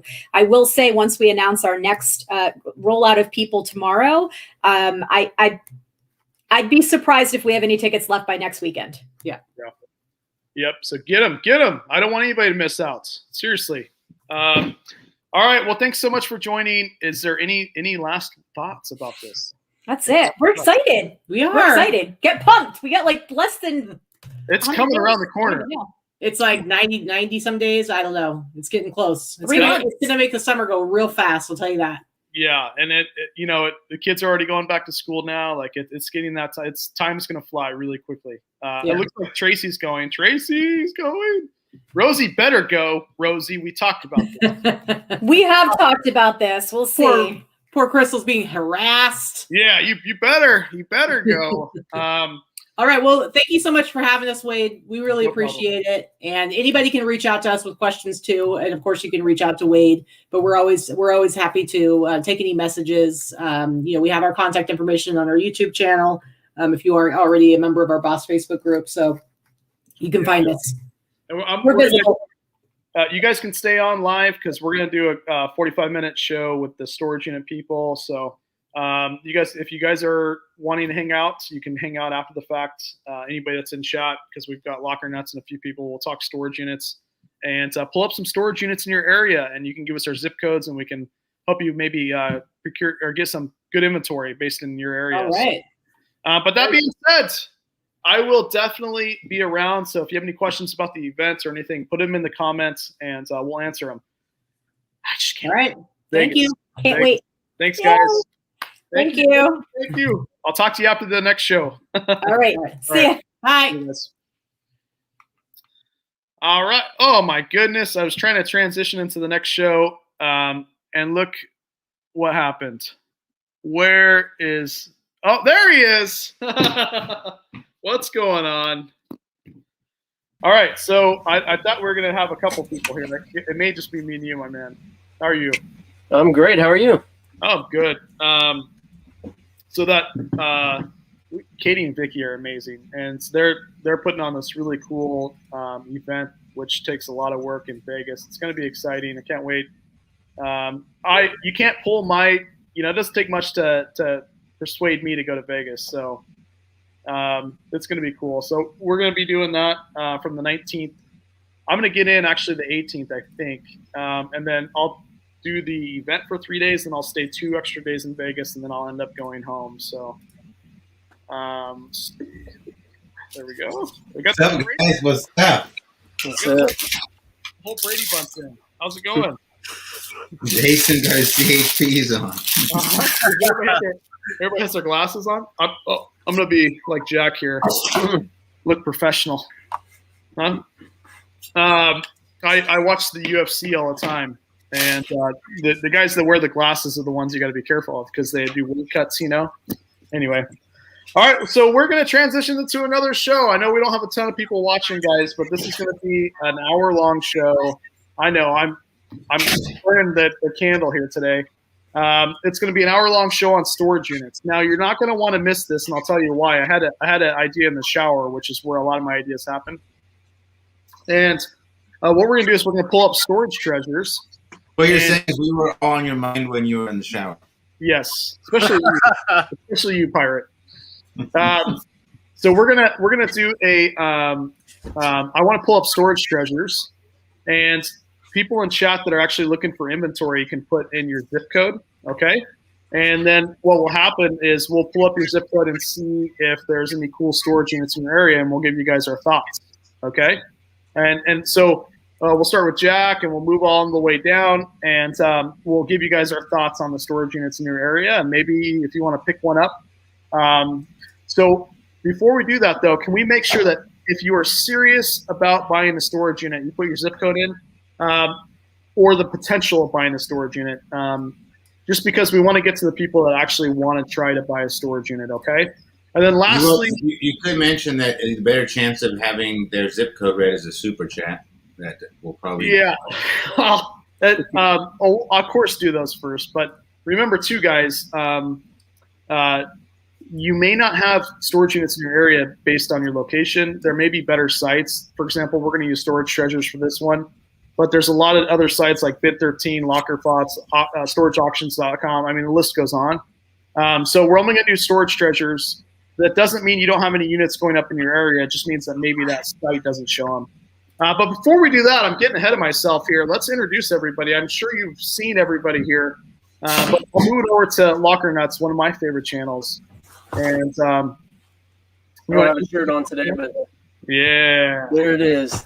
The Locker There Nuts. it is. What's up, everyone? Thanks for being here, and thanks for having me on, Wade. I appreciate it. I was looking forward to it. I just was, I don't know, don't have anything to share. I just said, hey, I want to go hang out with those guys tonight. I'm tired of working. Honestly, one of my favorite channels, guys. Go check out. By the way, congratulations on 100,000. That is Thank you. Yeah. Yeah. Are you going to do anything special with your? Are you going to do the O face with your plaque when you get it? We'll see. We'll see. Is that what Mike did? I don't remember. I don't get any smile out of Mike. He's just chilling over there, or what? I don't think I did an O face like that, but I don't remember. I don't get any smile. Tough crowd over here. Okay, let's go on to the beard.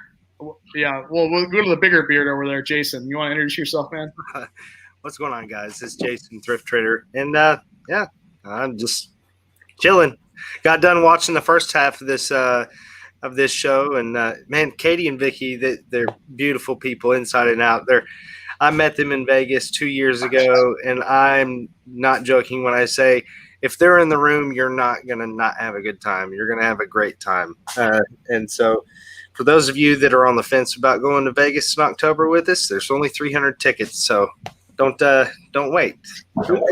It's such a good opportunity for people that are into storage units, guys, because you need to find a way to sell the stuff you're finding in storage units to recoup the cost of buying the storage unit and make money. And there's no better way to learn than the Vegas trip. So it's going to be really cool. I do a lot of ways there's a lot of ways that I procure inventory, but that being storage units is one of them. And you have to sell the stuff. You have to do that selling and making money. This is just as important as clicking the buy button on a unit. So, all right. Before we move on, Jason, I hear no toads in the background, man. Mm-hmm. What happened? Yes, well, there's two reasons. One, because I've got the mute button on. And secondly, because I've got the door shut. Oh my goodness. Jack, did you catch the last episode? There was literally big old toads in his garage. Oh yeah, sounded literally in the garage. Yeah, I wasn't sure because I listened to fall asleep. I listen to outdoor, noises. I've got an app that I use, and I was like, is it my bedtime or is it just what's going on here? All the fuel codes. Anyway, Jason, or sorry, not Jason. My man, Pirate. Introduce yourself, Mike.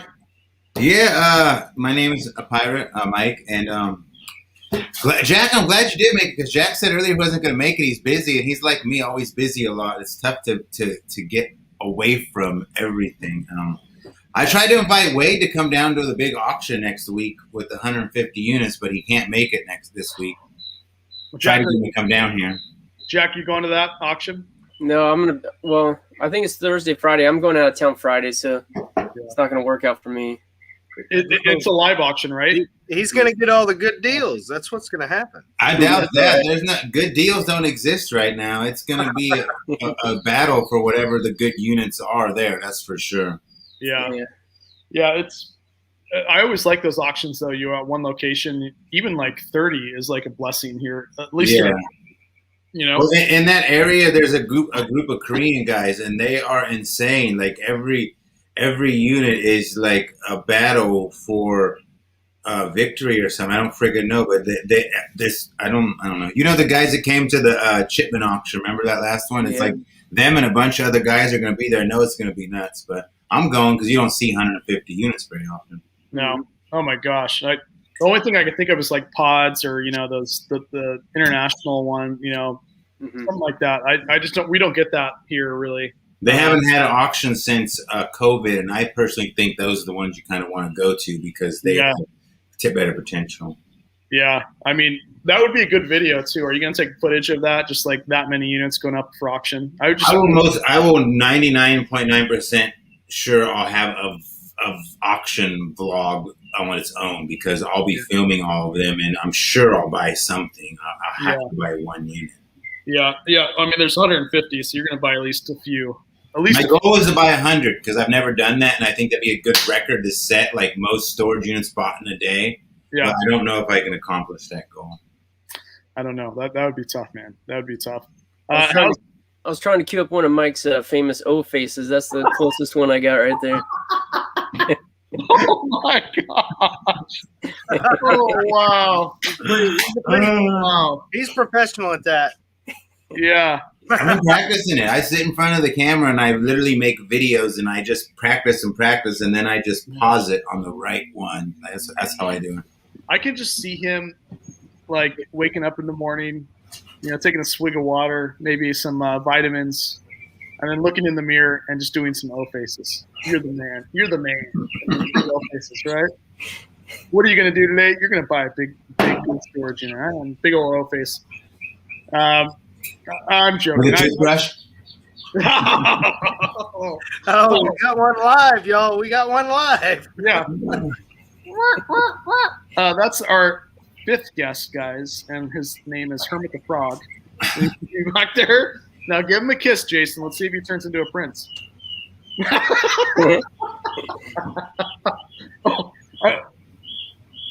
What is? He's gonna go catch one. What? That's hilarious. Legit, yeah. This is why you tune into these weekly shows. By the way, this is a weekly show. We try to rotate. Sometimes it doesn't happen, but this is a weekly show, guys, on Sundays. Normally it's at 8. We're doing it at 7 today, just because I wanted to blend into the first show with Katie and Vicky. That way people that possibly are looking to get into reselling would see the footage, from the earlier in today's show. So. All right. So that being said, I live in Hippie. You live in Spokane? All right. So today is going to be, again, for those, we want to, I didn't know what to do today. I got some good topics, but I think it might be best if we just help you look at some storage units, guys. So that's what we're going to do. So put your zip codes in chat, only if you're possibly thinking that you may want to buy a storage unit, because I want to make sure that we really help people. And then what we'll do is I'll pull up Storage Treasures real quick, and we'll go over the photos. And you want to see a crazy one I bid $15,000 on a little bit ago? Yeah. Look at the number 2 unit in the country. Okay, give me 1 second here. Let's see. I haven't actually shared in a long time. Is it close to you? It's in New York. Oh, in New York. Question: How do you plan to get that thing back? I guess you'll spend a lot of money on a U-Haul. Well, I got a horse and carriage, so I'm going to rent that, and it's probably going to take about 3 months of travel back. But I think I'll be successful. Yeah, that'd make for really good YouTube, man. Let me log out of my account first, real quick. Okay. A wagon trip across the country. I can see that. Yeah, that'd make a really good YouTube video. I mean, it'd have to be like a 20-second montage, but that's about it. I highly doubt I'm going to win because this was my max number, but also a lot of things fall back. So I like to be in a good position for a backup bid. But I would fly out there and drive a truck back. I would. Okay. 10 by 10. You could fit that in a cargo van. Tommy, you're in Seattle. I know there's a lot in Seattle. 9-7. We're going to try to do the best I can, guys, because I'm doing this on the fly. But let's go through these. You guys can see the screen too. Okay, good. So, all right. So this is Tommy's, guys. We're going to do, I don't necessarily recommend first-time buyers. If you're a first-time buyer, go more than 50 miles out, because if you buy a crappy unit, you waste your whole 2 days doing it, and then you don't want to do it again. So I recommend your first time being kind of closer to home, but that's just me. Anyway, we'll go 50 miles. We'll see if there's anything in there. All right, so you got a lot in there. So let's go ahead and we'll pick 2 out of each zip code, and I'll try to pick out some decent ones here. This one's in Portland. Wait, what? Wait. Hold on 1 second. Are you screwing with me here? Let's see. That's your competition there. Wait a second. 9-7. I've never seen 9720. Jack smiling over there. Oh man, even the frog is smiling. Okay. So Tommy, I have no problem going through storage units in my area either, by the way. So 97209. I did that right? Okay. All right. So let's take a look at this one here, and we'll give our thoughts. We'll start with Jack. And then we'll move to Jason, and then we'll kind of switch it up every single time. So this is the first storage unit, guys, on that zip code. I'll let Jack go first. Jack, let me show you some photos here. If you need me to blow them up, I can actually do that. There we go. So these are the photos of this one. That looks pretty good to me. Yeah, it doesn't look bad, dude. Doesn't look that bad. Packed. What size is this? This is a 5x10, so it's kind of a normal size unit. Packed to the ceiling, though. I love the ones that are packed to the ceiling. Yeah, this is not a bad unit here. Yeah. What do you think, Jason? I'm pulling it up right now so that I can get a better look at it. But yeah. I mean, it's definitely full. Tools always sell very well for me. So you've got a ladder in there. I mean, it's all obviously that's all going to be local sales. Nothing you want to really sell online. But tools sell very quickly local. Yeah. You be careful that ladder way up on the roof. It don't fall and hit you in the head when you move the unit too. There's one like way up there I keep seeing. Yeah. There's older electronics in here, and a lot of people shy away from that. I actually like older electronics. So. Yeah, I mean, I'm telling you, DVD VCR combos, all of that stuff. I mean, you can fetch easy $200-$300 on eBay. So, yeah, let's see. Okay, so let's pull up one more here. Oh my goodness, is my internet going to do this? Okay, here we go. Let me know if you guys like this, by the way. Let's see, and we'll let you know if we think it's crappy. I mean, obviously there's some crappy ones here, but I prefer to avoid you buying trash. Oh my goodness, guys! 1 second, it's still loading. I've got my YouTube on the other screen here, so Mike, take this one away, my man. Here, I'll go slow. There's some water damage or something over there.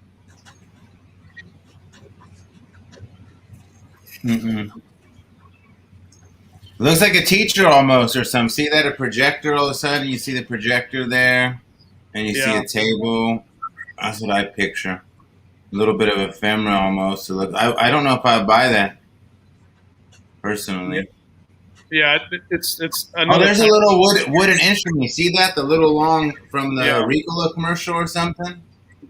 Ricola commercial. Right there, see it from the left side. Ricola. I don't know.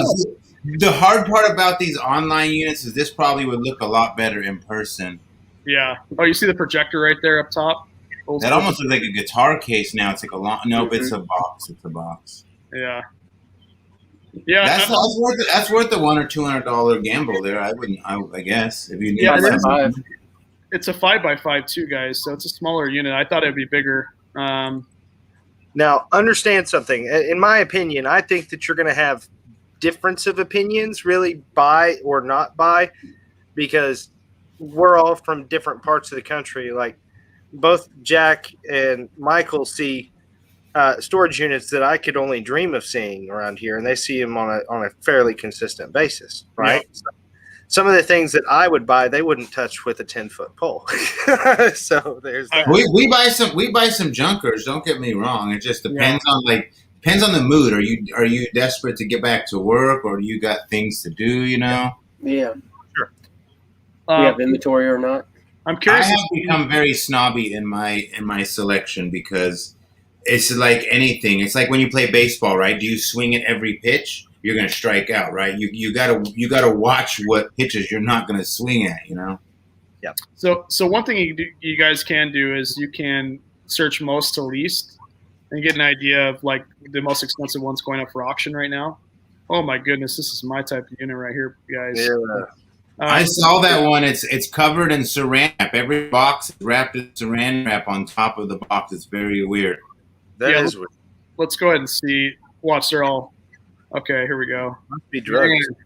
This is my type of unit. This is my type of unit here. Look, the boxes, like Michael was saying, are covered in saran wrap. That's strange. Yeah. What's the size on that? I'm wondering if they did that for like weather purposes. If it's like an outdoor unit, it is 15 by 15. I'd bid $3-4 grand on that just to gamble. I 100% would actually. What do you think, Jack? Yeah, I like it. I mean, I like it. But if it's a high humidity area, I wonder if that wrapping would keep the moisture in or keep the moisture out. Yeah, I don't know. It's in Florida. Someone who's very anal, though. Yeah, and that kind of plays in. I mean, there's got to be something in there. I mean, look at that unit, guys. It's very organized. That makes sense that it would be to keep the humidity out of the boxes, knowing that it's in Florida. You know, Florida's got to be pretty humid. So. It ends in 10 days. And the things that you're hearing us say, you know, the people that are looking at it are saying the same. It says hours, I think. 10 hours. Oh, 10 hours, yeah. What did I say? But see, that's already past my comfortable max. At this point, you're like really, I mean, it's a little bit of a gamble. That's where being on social media and something like that would do really well on YouTube because you know people are going to want to see what's in every single box. Yeah. You know? So you're gonna make some money back on the revenue side. Jay, that was Fort Lauderdale. Fort Lauderdale, Jay.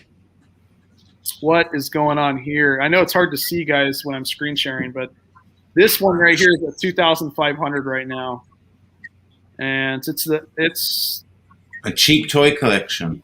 Yeah, you see a GameStop sign back there. I mean, this stuff doesn't look very old to me.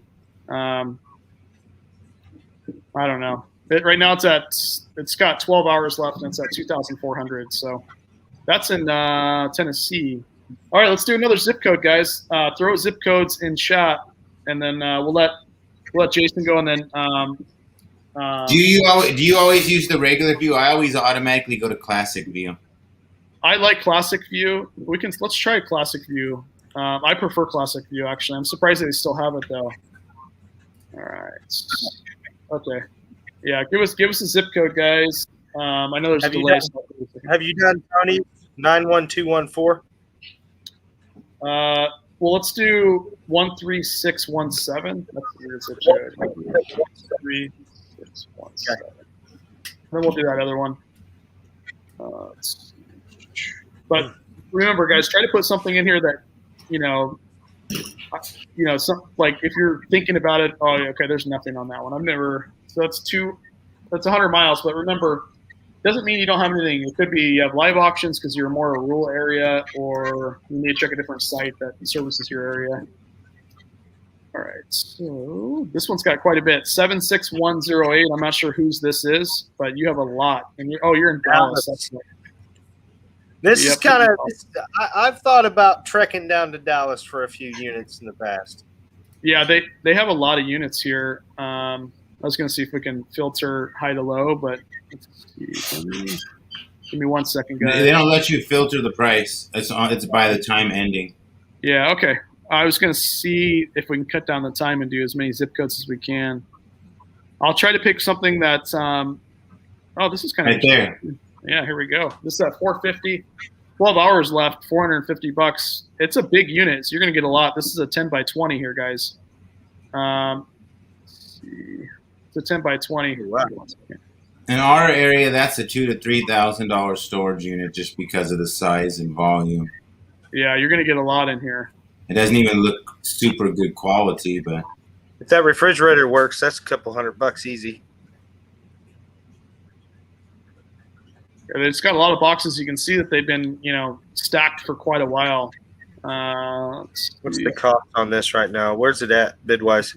$450. It's in That's Texas.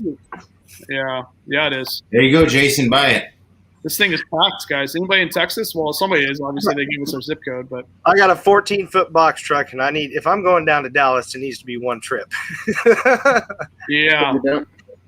I know people in Dallas that would take the rest of what I couldn't get for free. So, What is going on here, guys? This is $810. Private seller. Oh, this is a manager special.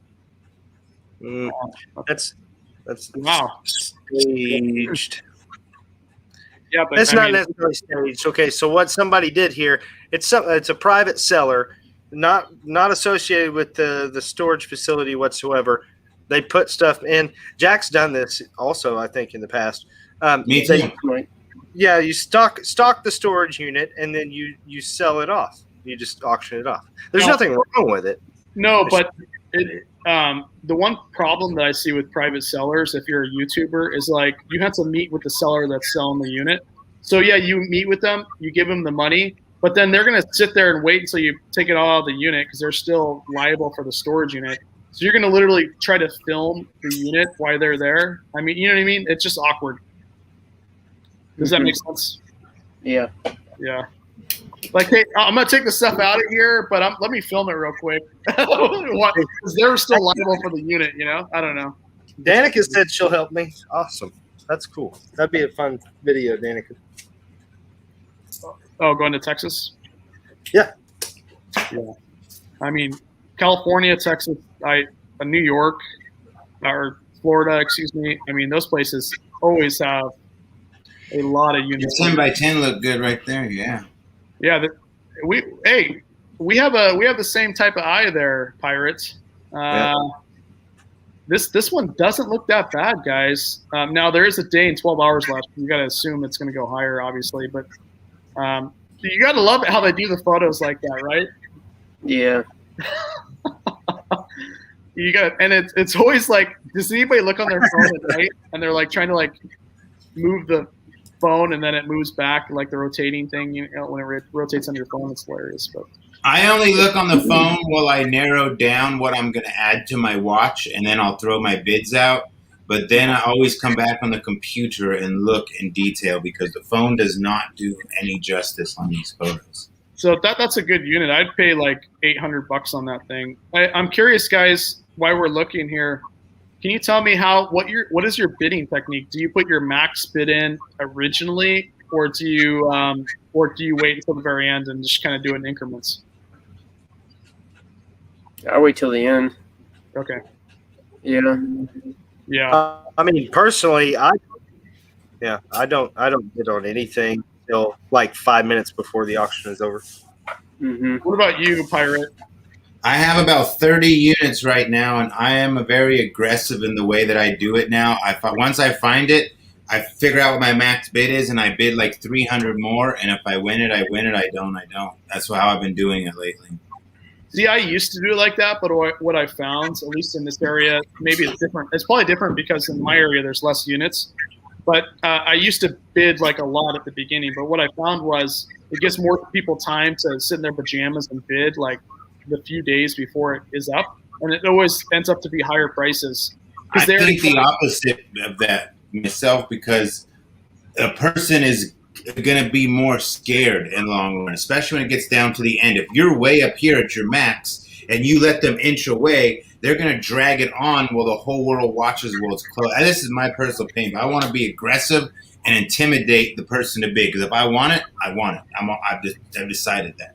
Yeah, but I think it works easy in California because they're like, oh, I'll just get another one. But here in Oregon, there's 10 of them going up for auction. It doesn't, because I don't know. I don't want to show you which ones I'm bidding on, or I can show you. Like, I can show you my tactic, because I've watched how it feel towards the end of it, and the cheaper it is, people fall in love with it more because they think they're going to get it. When it's already high, they're going to be like, nope, that's going out of my realm. Yeah, that's true. But I try to keep them off the top 10, because anything on the top 10 is going to automatically double. All right, so we'll do Lady, and then we'll do Susan. Look at the second one on top 10 right now. Go all the way to the bottom and look at the second. Oh, you have to click on that left thing there, the stored treasure symbol. Okay, let me check. I thought we already checked that one. Was that the one you're bidding on? Not the one I was right there. $15,010. That's the one I'm bidding on. Okay, I didn't see that. Give me 1 second. That's at my max bid. Look at that little row right there. It says public right here. Yep, yeah. Okay. That's what I'm talking about. I put my max bid, and it's at that with 8 days. I don't think anybody's going to not bid at this point. But that's the things I look for now. I'm a little bit crazy. Jack, do you want to? I know this really good storage unit, man. Do you want to go halvesies with me? It's at $15K right now. Huh? New York, though. My goodness. Wait. That's so far. Pirate, just to get this straight, you're bidding on your bid. You put a bid on this. I'm the winning bid right now. So if you happen to win, are you going to go over there and pick it up? Like, I don't have a choice. See a weird phone box. See that box right there? That is a $4,000 box of coins. They're small gold coins if it's full. If it's full. Honestly, the way that this unit is stacked, the way that it's like wrapped, I would imagine it is. Yeah, I would imagine it's there. I mean, here's a question for you, Mike. If it's card only, if it's cash only on payment, who's to say that you get all the way to New York and the previous owner has paid out? My title would be "I missed a unit of my lifetime because I was late." With the big face, with a big sad face, like yeah. Can you do a sad face, a sad O face? I don't know if you can. That would suck. Oh my goodness. Well, at least you can like maybe visit some people. You probably buy another unit. There's just a crap ton going on there. Okay, so this is Lady Luck, your area here. Obviously, we're not spending a ton of time per storage unit, so we really can't give you like the most amazing information here. But and look, these are so far out. I try not to go out past like 3 or 4 days because sometimes it's unrealistic. What are we at? Oh, we're at 25 miles here. Let me go to 100. Sorry. But let's see what you got here. We'll let Jack go next here. Give me 1 second. Let's see. Oh man, there's not anything crazy to write home about. Oh, what? This is close to, I did 100 miles. This is kind of close to the one we did. As you can see here, we already did. It's around the Dallas area.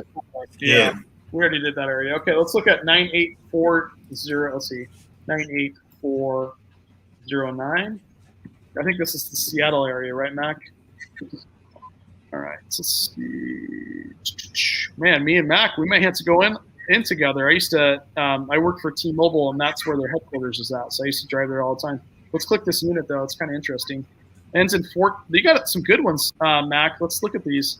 So I'll let. Obviously, it's hard to see this on Jack's end, right? Because he's only looking at my screen. But I'll try to show you some pictures, Jack. What do you think of this one? This looks kind of cool. Yeah, cobwebs, man. Dust and cobwebs and some trunks. I don't know. I'm looking at mine too. I pulled up the same so I can see a little bit bigger. Yeah. Not great photos, but maybe some albums. I kind of like the fact that there's not great photos, though, because sometimes you can pick up some good units based on their photos, you know? Yeah, in there. Here's a question for you guys. I mean, are you not at all put off by the way the boxes are just tossed into a pile? Normally I would be, but see, these have been sitting for so long, you know?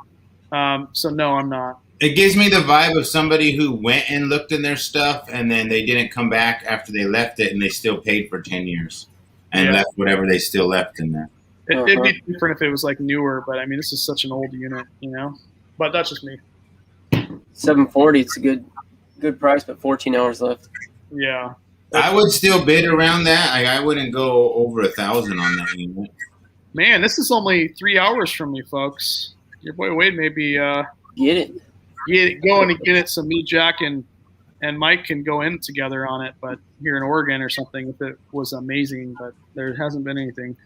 All right, Jason, I'll let you do this one next. Or sorry, Mike, the saw blade. Yeah, that sounds like I usually take them to flea market because I'm kind of lazy to make ads for every single item, but yeah, that's just me. That's a cool little unit. There's a variety of stuff, women's stuff, and a guy collected some NASCAR stuff. That's always a hot side. I still can't see what the red thing is in the front though. Like they did a horrible job of giving us that insight, which I find weird. Mm-hmm. That one says race card. Pace card. They definitely collected Dale Earnhardt stuff. Yeah. I prefer if it was Jeff Gordon if I was buying it, but that's just me. You know, those propane tanks are like, is anybody put those locally? They're like, they sell so quick in my area, those propane tanks. Some of our markets don't let us take them there. They tell us we can't even have, like, I remember the Concord market where I sell, they always tell us, like, you don't have to have them in. It's annoying. Jeez, Mac, I may be driving to your house, man. This is way better inventory than one. No kidding. Holy crap. I like that. I would die to have a storage unit look like that. I haven't seen a storage unit look like that. Mac! We are in business together, dude. Let's open a checking account and everything. Look at this. Look at this. That one looks a little gone through almost, but I don't know. I don't know. This one is just. I don't know. Like, no, I think nobody just puts their stuff in and never goes back in their stuff. People always come in their unit and look for something. Jack, my man, this would be one that we'd partner on if I was local, dude. This is a nice one here. I'd spend $1,000 on that. $440, my man. Look at this thing. That looks good. Yeah, for the price, I mean, you can't beat that, dude. Wow. See, what I like about this unit is it tells you right off the bat that the owner cares enough about their stuff that it's going to be, even if it's not that valuable, it's still going to be intact and in good shape, right? It's not torn up. Nothing's torn up. There's three good units here going up in the next that 10 by 15 look kind of cool. 10 by 15 up here, yeah. Washington's not bad, guys. My goodness. Right there. This is a 10 by 20, but it's okay. Let's look up another zip code here. We want to give enough people. We'll do let's say we'll do 3 more zip codes, and then we'll go back to the show and wrap her up here. Let's see. Anybody else got a zip code for us? Mac, my goodness. I know you don't buy storage units, I don't think, but dude, you've got a couple of gems. Was that a camper shell in that one? What was that? Let's see. This one?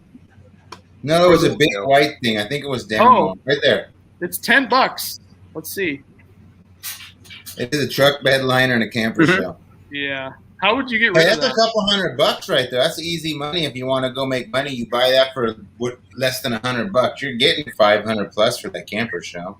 Well, right now it's $10. I mean, I don't even think that's one bid. There's some other stuff in there too. I see a TV. Yeah. So like a boat anchor style TV. Back in the day, that's like every unit I used to buy. When I started this business and I didn't have lots to work with, I bought every unit like that. It didn't matter. If the unit was under $100, I bought every damn one of them. Randall, I can't do we just did the Oregon area. Randall's zip codes ending in 9. Holy cow. Y'all are all West Coasters. Yeah. Is there any East Coasters here? Nobody in the East Coast? Okay, so let's go. Well, we haven't done Tony. Where's 91214 at? That seems like a TV show. Oh, this is Spokane. This one. I mean, honestly, both of these look decent, but the other one's 7 days, so I'm not going to go over that one. Okay. You only have 3 auctions right now? Well, did I do? I'll have to see how far I did out. But Spokane only showed 3. Or sorry, Seattle. What are we at right now? Give me 1 second. You just see how we have so many in our area right now. Like generally always, but I know it's ridiculous how many you guys have, but you can pretty much go to auction every day over there. I mean, we can still do tons of even our live auctions still are more than most people's because we have probably an abundance of storage units compared to any other area in the country.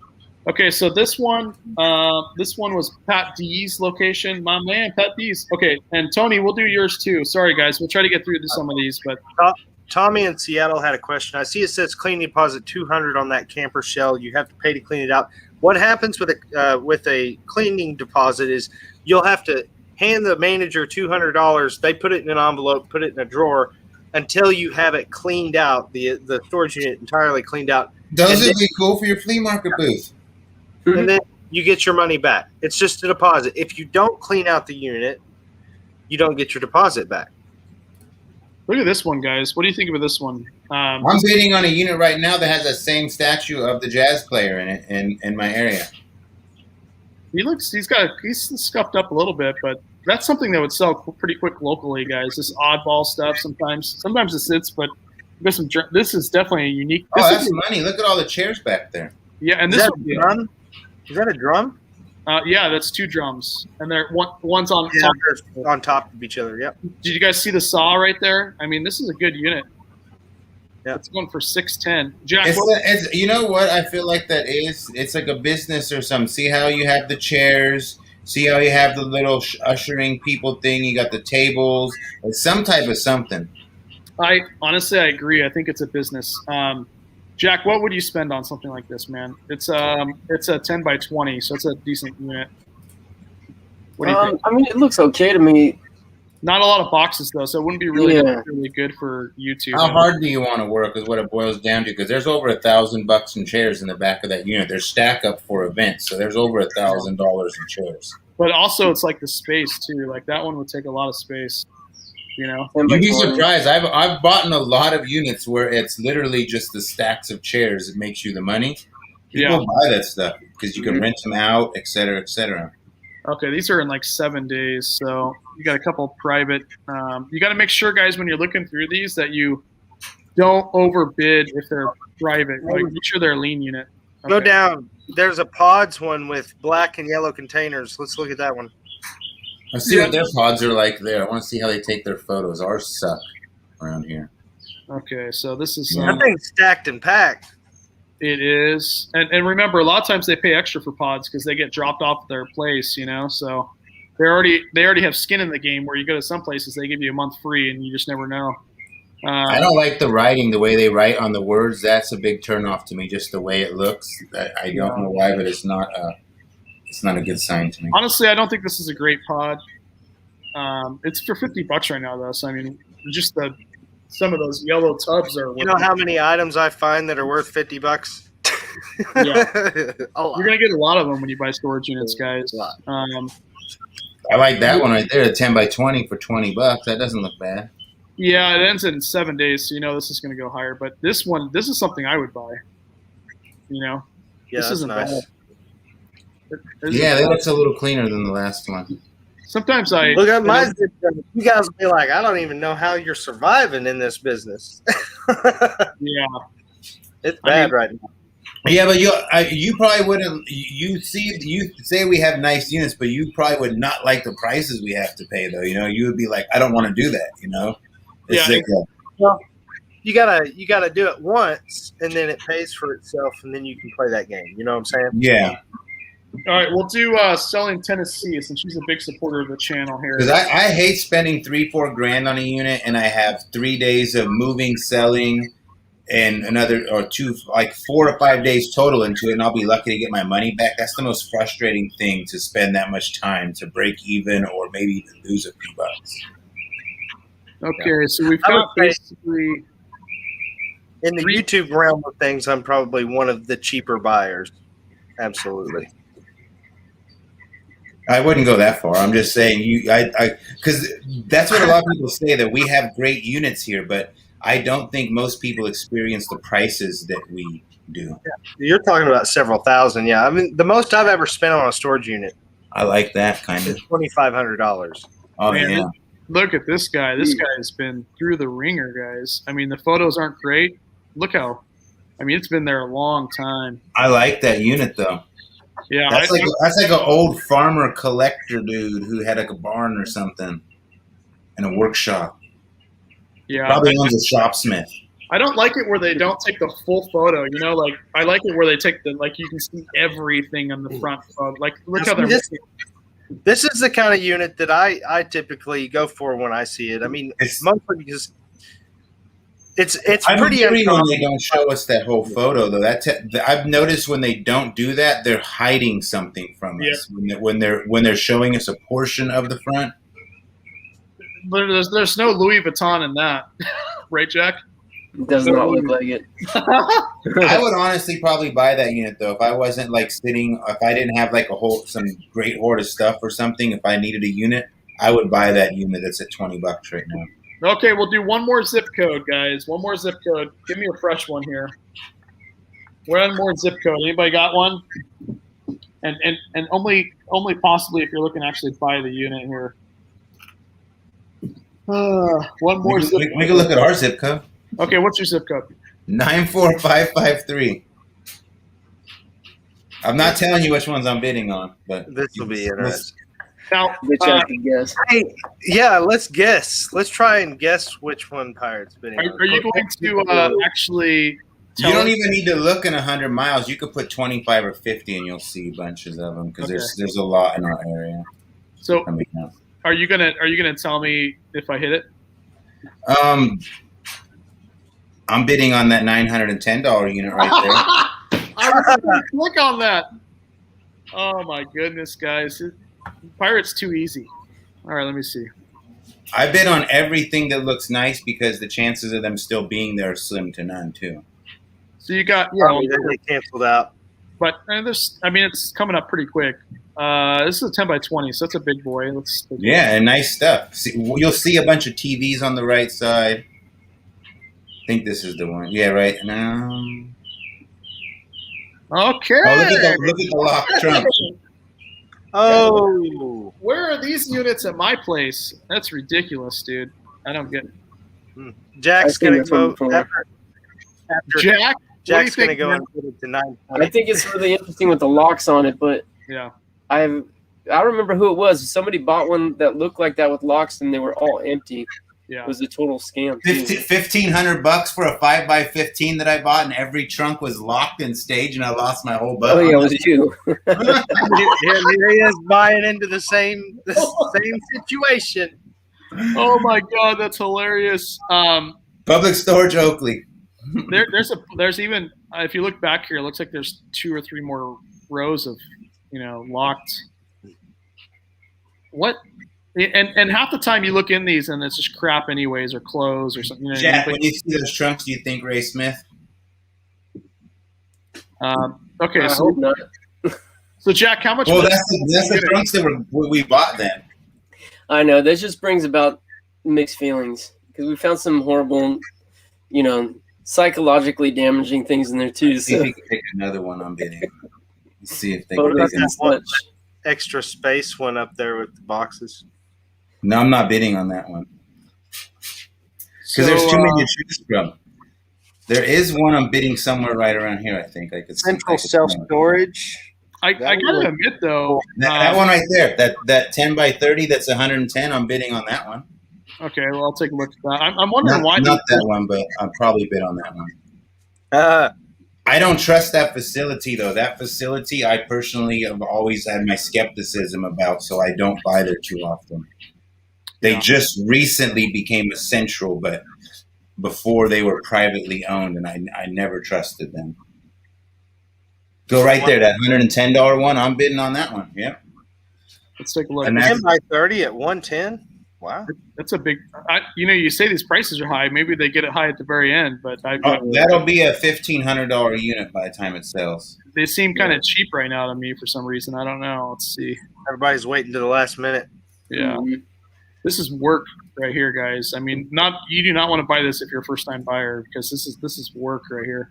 Screams old person. Yeah. I love the unit. I would buy it, but I'm just saying if you're new, guys, I would stay away from something like this.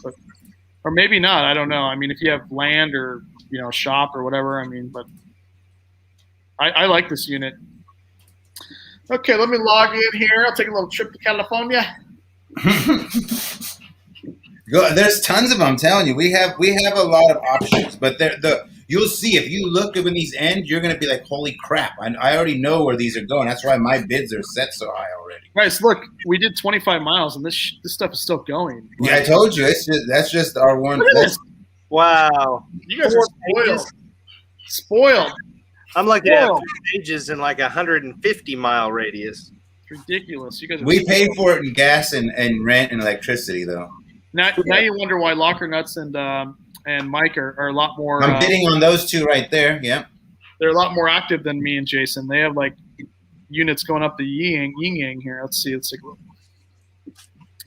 Oh my! The classic view is kind of hard to look at. All right, so it's hard to blow it up and show you guys, but I like this. This is how brave I am. I'll tell everybody what I'm bidding on. I don't even care. We kind of pried it out of you. I'm not going to tell you. Jack, you heard him at the beginning, right? It was like, yeah. Well, I honestly accept that anything that I look for because I am trying to buy nicer units, they're not going to be cheap. The whole world's watching. If something's good, you're not getting it cheap. I don't care how much you believe you're going to. By the time it sells, it will not be undervalued 9 out of 10 times on this program. Well, I'm so hard up for units. I bought a crackhead unit, and I have yet to release it. It's the worst unit I've ever bought. Alex hanging out in the chat, not live with us. What are you doing, boy? He said he was cooking dinner. We got to go to the flea market at 4 a.m, so I hope he's getting to bed because I need some work out of him. Now you can see here that a lot of these boxes have a little fragile on there, like that one there. You see it? They're writing on them. So, I like that unit, Pirate. I think that's a good one. It's 10 by 10, so it's not too small, but that is a block away from where I found the 26 grand. That facility is. So I always buy there because it's so close to where I had one of my best finds. So what do you think this about one pays up every time? Every month this pays at the last day or two. Oh, so you've seen this one go up for auction before? Every month. A little tip, guys. Does it change at all? Yeah, that's what I was going to say. What I do is if I see a really good unit that goes up for auction multiple times, it's only a matter of time before they don't pay. So I take a screenshot of the photos. I'm hoping that they take new photos when they re-auction it off. But that way I can see if they took stuff out or in. But this is a good one here, man. A lot of business stuff in it, but it still looks like fun. Yeah, this one looks like fun. What does that say? Fragile? What's it? This is where Jack and I got trapped in an elevator on a collab one time. That It's weird. Banker's box always scare the crap out of me. But what's strange is the very best storage unit I ever purchased had tons of Banker's boxes in it. So I promise you'll see this. When this one sells, you'll see it on my channel. Yeah, this is decent. There's a lot of paper. I'm getting this one. I'm getting this one when it sells. Whenever that may be, I'm buying that one. I don't know why, but 90043. All right, last one, guys. Last Jack, one. you want to team up on that one? What's that? You want to team up on that one? No. Hey, I bought the Nike unit, right? Probably made 80 grand from it. It ruined me because after that, you don't want to buy anything but just prima, just amazing. You got to find a fine line with that because if you always buying quick ones and something to do, you often miss something. So if you can afford to be picky, be picky. Okay, so here we go. Yeah. Oh, come on. Okay. So this I like this one. What do you think, Jack? I like this one, man. It looks all right. What city was it in? This is it. I'd put a $3,000 bid in it right now if I was bidding on that. I would legit put a $3,000 bid. North Hollywood. North Hollywood.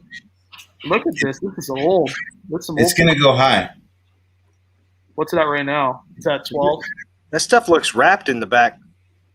And it's got 14 hours. So this is a big. Zip something? This is Storage Dogs that came up with this. I'm assuming he buys storage units, right? That stuff in the back looks wrapped, doesn't it? Yeah, it's wrapped. Mm-hmm. It's kind of businessy almost. Well, I'll be in California September between I think it's the 5th and to the 13th. So might have to buy me a unit over there. Let's see. Yeah, this is not a bad unit, Storage Dogs. I don't know if you're still watching, but man, I like this unit. Look at it's going for double that price though, minimum. You think so? Yeah, LA's tough. That might go for triple that price. Yeah, I can see that. They're a contractor. You see the plans right there? They make blueprints and architect. Yeah. Look how much, I mean, it hasn't been, looks like they've got their lock cut a few times. So, I mean, they haven't paid their bill a few times. But yeah, you're talking 7 to 8 years of dust right there. Yeah. Yeah.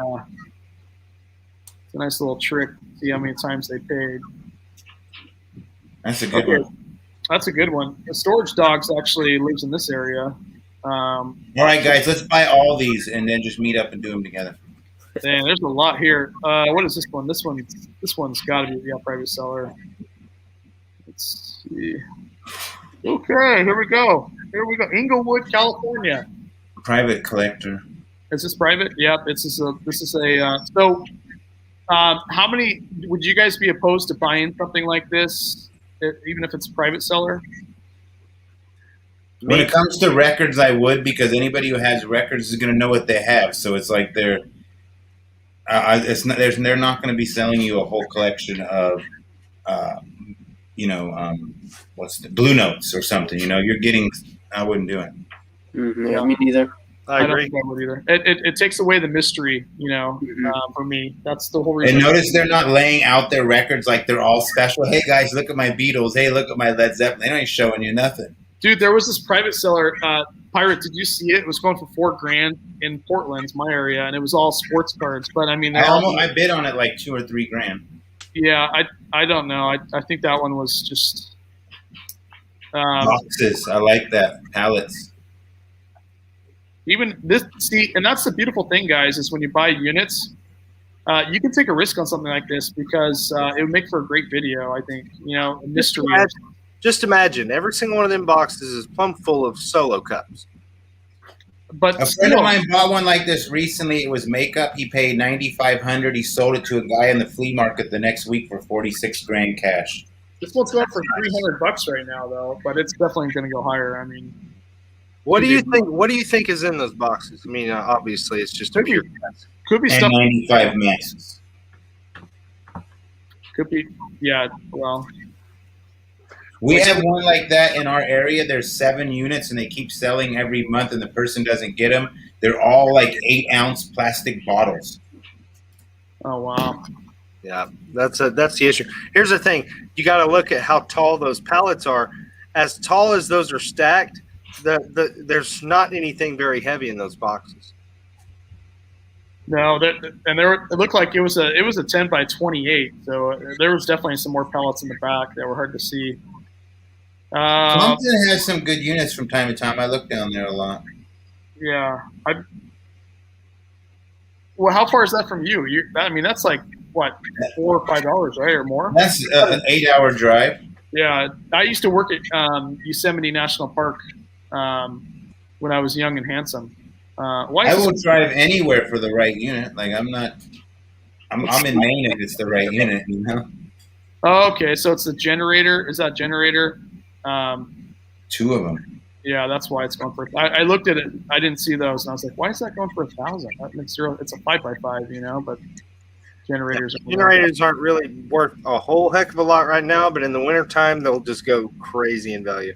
I don't know. Those are probably $1,000 each resale, though, aren't they? No, I don't think so. I mean, we have to look them up. I wouldn't buy smaller. They're smaller, but I would imagine those are $1,000 a piece resale because they're Honda generators. Yeah. All right. So let's see here. Give me 1 second. Fellas, did I lose you? Okay, here we go. Okay, All right. maybe not.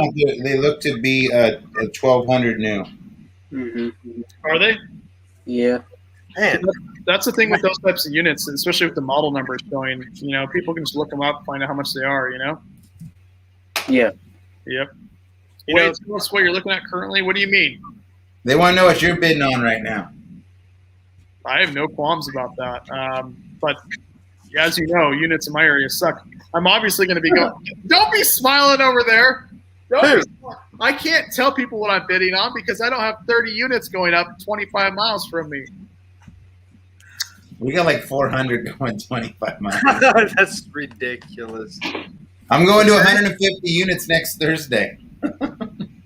Yeah, I mean, it ain't like that around here. Like all tonight's show has done was just make me realize that I have really crappy units right now. Yeah. You know, you have you're on the boonies kind of though. I mean, shoot, Oklahoma City's not that what booty. do you do? Like, you buy somebody's unit, you put it on YouTube, and then they're knocking on your door asking for their crap. I wish they would. That'd make for great YouTube. They knocked on my door. In the morning, somebody's at my door. Yeah, they're knocking on your door, being like, "Hey, can I have my stuff back?" It's all all in your yard and stuff.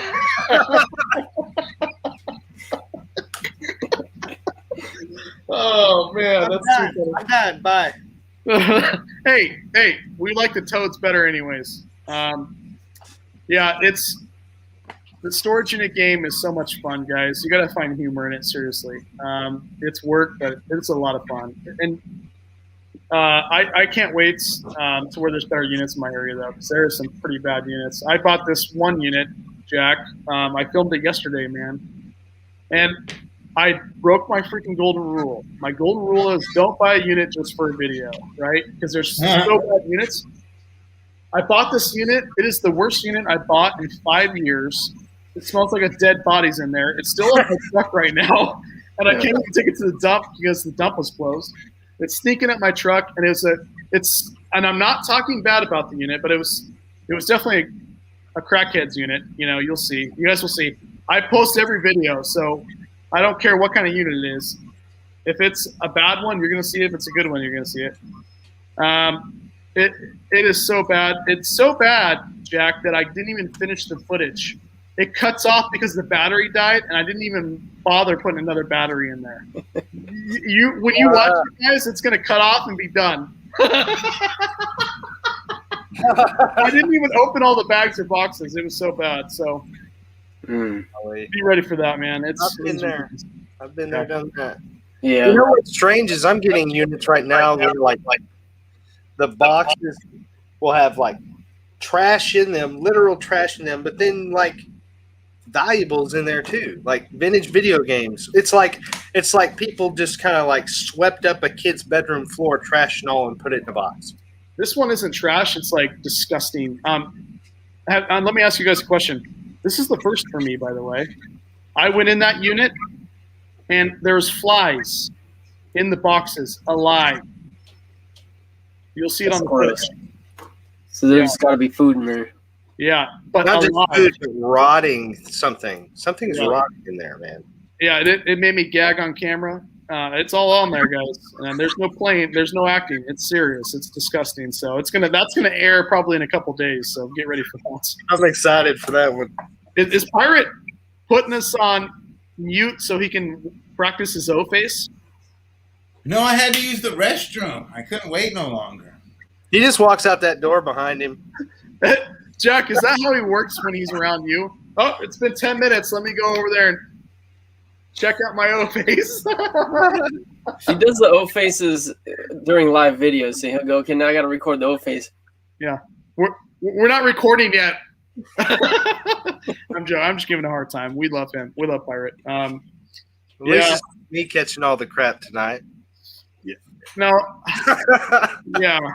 I like to give you guys. It's fun to joke around. No, it wasn't a dead body. I think it was. I don't know what it was. Like some of those boxes I've yet to go through, and they're just going straight to the dump. I can't even like donate those things. You know, it's just such a bad unit, and it just grossed me out. And I don't get grossed out very often. So anyway, all right. So thank you so much for joining, guys. I want to make sure that. I really hope that you guys do consider going to Vegas. There's going to be so much good value out of the event that Katie and Vicky are putting on. Really cool to get the speakers. An awesome one that's going to be announced tomorrow. It's going to be a great event. It's going to be in Vegas. I'll be there from the day that it starts all the way up to an extra few days. So I'll be there that full week. So October 19th all the way to the 26th, I think. Wow. So I'll be in Vegas. So if you guys want to come hang out, get drinks, I would love that. I actually thought about buying a storage unit in Vegas, but I don't know how that would work. I'm trying to get Alex to go. We haven't quite agreed on it yet, but I'm trying to get him to go because he usually likes to go to Vegas. Yeah. Oh, yeah. This would be fun, guys. And I'll do all the O faces you want if you show up in Vegas. Wait a second. No. Well, hey, Jason, you're going, right? Yeah, I'll be there. Yeah. Okay. Anyway, I had to ask them the other day for O-Face. Like, could you guys please send me an O-Face for my thumbnail? I've never done one before, and after doing it, it was oddly satisfying. So I may do it some more. You know, I got the perfect O-Face, I thought, and I even went like a blank wall. You know, so I liked how you did it. You made it easy to crop. You went in front of your white wall and stuff. I was like, that's brilliant. I was thinking of you when I did that. You know. What would Pirate do? Like, how would he make the best O-Face? And I was like, I even asked Ashley. I was like, is this a good O-Face? So she approved. My mouth was wide open. Anyway, it's going to be a really cool time, guys. So if you have any questions about the event, please let me know. It's such a great opportunity to meet really cool resellers, not just the speakers, but also the people going. So. All right, little mama's in the house. Wait, she never talks to me. She used to send me messages all the time. I'm trying to get her to go too. If Alice goes, she goes. So I'll buy you some drinks. Seriously, you need some time away from the kiddos. I'll buy you guys drinks. I'll buy Alex some drinks too. We'll have a good time. Jack, too bad you weren't busy. Yeah, I haven't been to Vegas in a long time. Too bad. Yeah, well, you're too busy counting your Louis Vuittons over there. You guys see Jack's latest video? Yeah, I found another one. Thumbnails, by the way. Thank you. Yeah, seriously. I mean, I got to get better at that. I'm way too lazy with the thumbnails. So I got to get way better at that. What up, Borderline Bordish? Another stranger that never comes in the chat anymore. How many tequila shots until Wade mentions me? Oh. Mentors you. Oh, mentors me. Okay. Honestly, I would do it with 0, guys. I love helping people out. And that's why I'm hoping I can get out of the event too, is like, I'm going to be giving my phone number out to people that go to the events. Honestly, I got to be honest. There's going to be way cooler, more interesting speakers than myself. But if you guys have any questions I can help you out with, I would enjoy meeting you guys and then also creating those friendships past Vegas as well. So for those of you that are resellers, I mean, shoot, it's a tax write-off. It is. It is. It is. Interested. Okay, so what does little mama like doing? How can we convince her? Because we know that she holds the keys. She likes to party. You like to party? She likes to party. We can go on the dance floor. Me, you, Alex, O-Face. Kermit the Frog, and none other than Louis himself. All right, anyway, this is getting ridiculous. Have an amazing night, guys. Thank you so much for joining. We're going to rotate, so it'll probably be on Jason's channel next Sunday, 8 p.m. Please don't miss it. We'll be way more structured and professional on that next video, on the next live show. And, I don't know about that. You guys all know Locker Nuts, but please subscribe to Locker Nuts. He's over 100,000 now. And, you know, you got to love somebody that hit 100,000 on YouTube and still has got time for his friends. So shout out to Locker Nuts. Amazing channel. Jason over here. He'll never grow the beard out like those dudes on Duck Dynasty, but he still is decent. Buys storage units. Looks like a thrift store in the back of his house. This ain't my house. For some reason, those look like they're going to topple over. I'm worried. Right? And then we all love Pirate, the OG of the storage unit community. Appreciate Pirate for everything he does. His big smile, whether it's O-Face or not. Go subscribe to Pirate. You guys all know him. Plus, you're putting out a lot of good content recently, Pirate. A lot of good content. And more importantly, his thumbnails have gotten superb. I wonder who did that. I'm trying to step up my game. It's trying to make a more professional atmosphere and presence. So yeah. And then lastly, guys, let me know if you guys like us looking up zip codes. Maybe we can do it again. Little Mama, please go to Vegas. Please, please, please. I would love to meet you in person. Plus, you're my TikTok buddy. I still got you friended on TikTok. So, all right. Thank you so much. Until next time, Jason's channel. Any last words? Any last words, Pirate? Be safe, everybody, and have fun and make some money. That's right. Jack? Louis? Just keep working, keep hustling. It's nonstop. And I can see Jason over there thinking of what he's going to say. So go ahead, Jason. I'll give you 5 seconds. Just hope to see you guys in Vegas. Buffering. Jason's going to Vegas, guys. Going to the reseller event there. So make sure you go. He's going to be there too. He's a great guy. I live in Oklahoma. There's nothing to do here. So Vegas is like a trip. Toad free in Vegas. Toad free. All right, guys. See you again. See ya next week. Bye, everyone. Next week.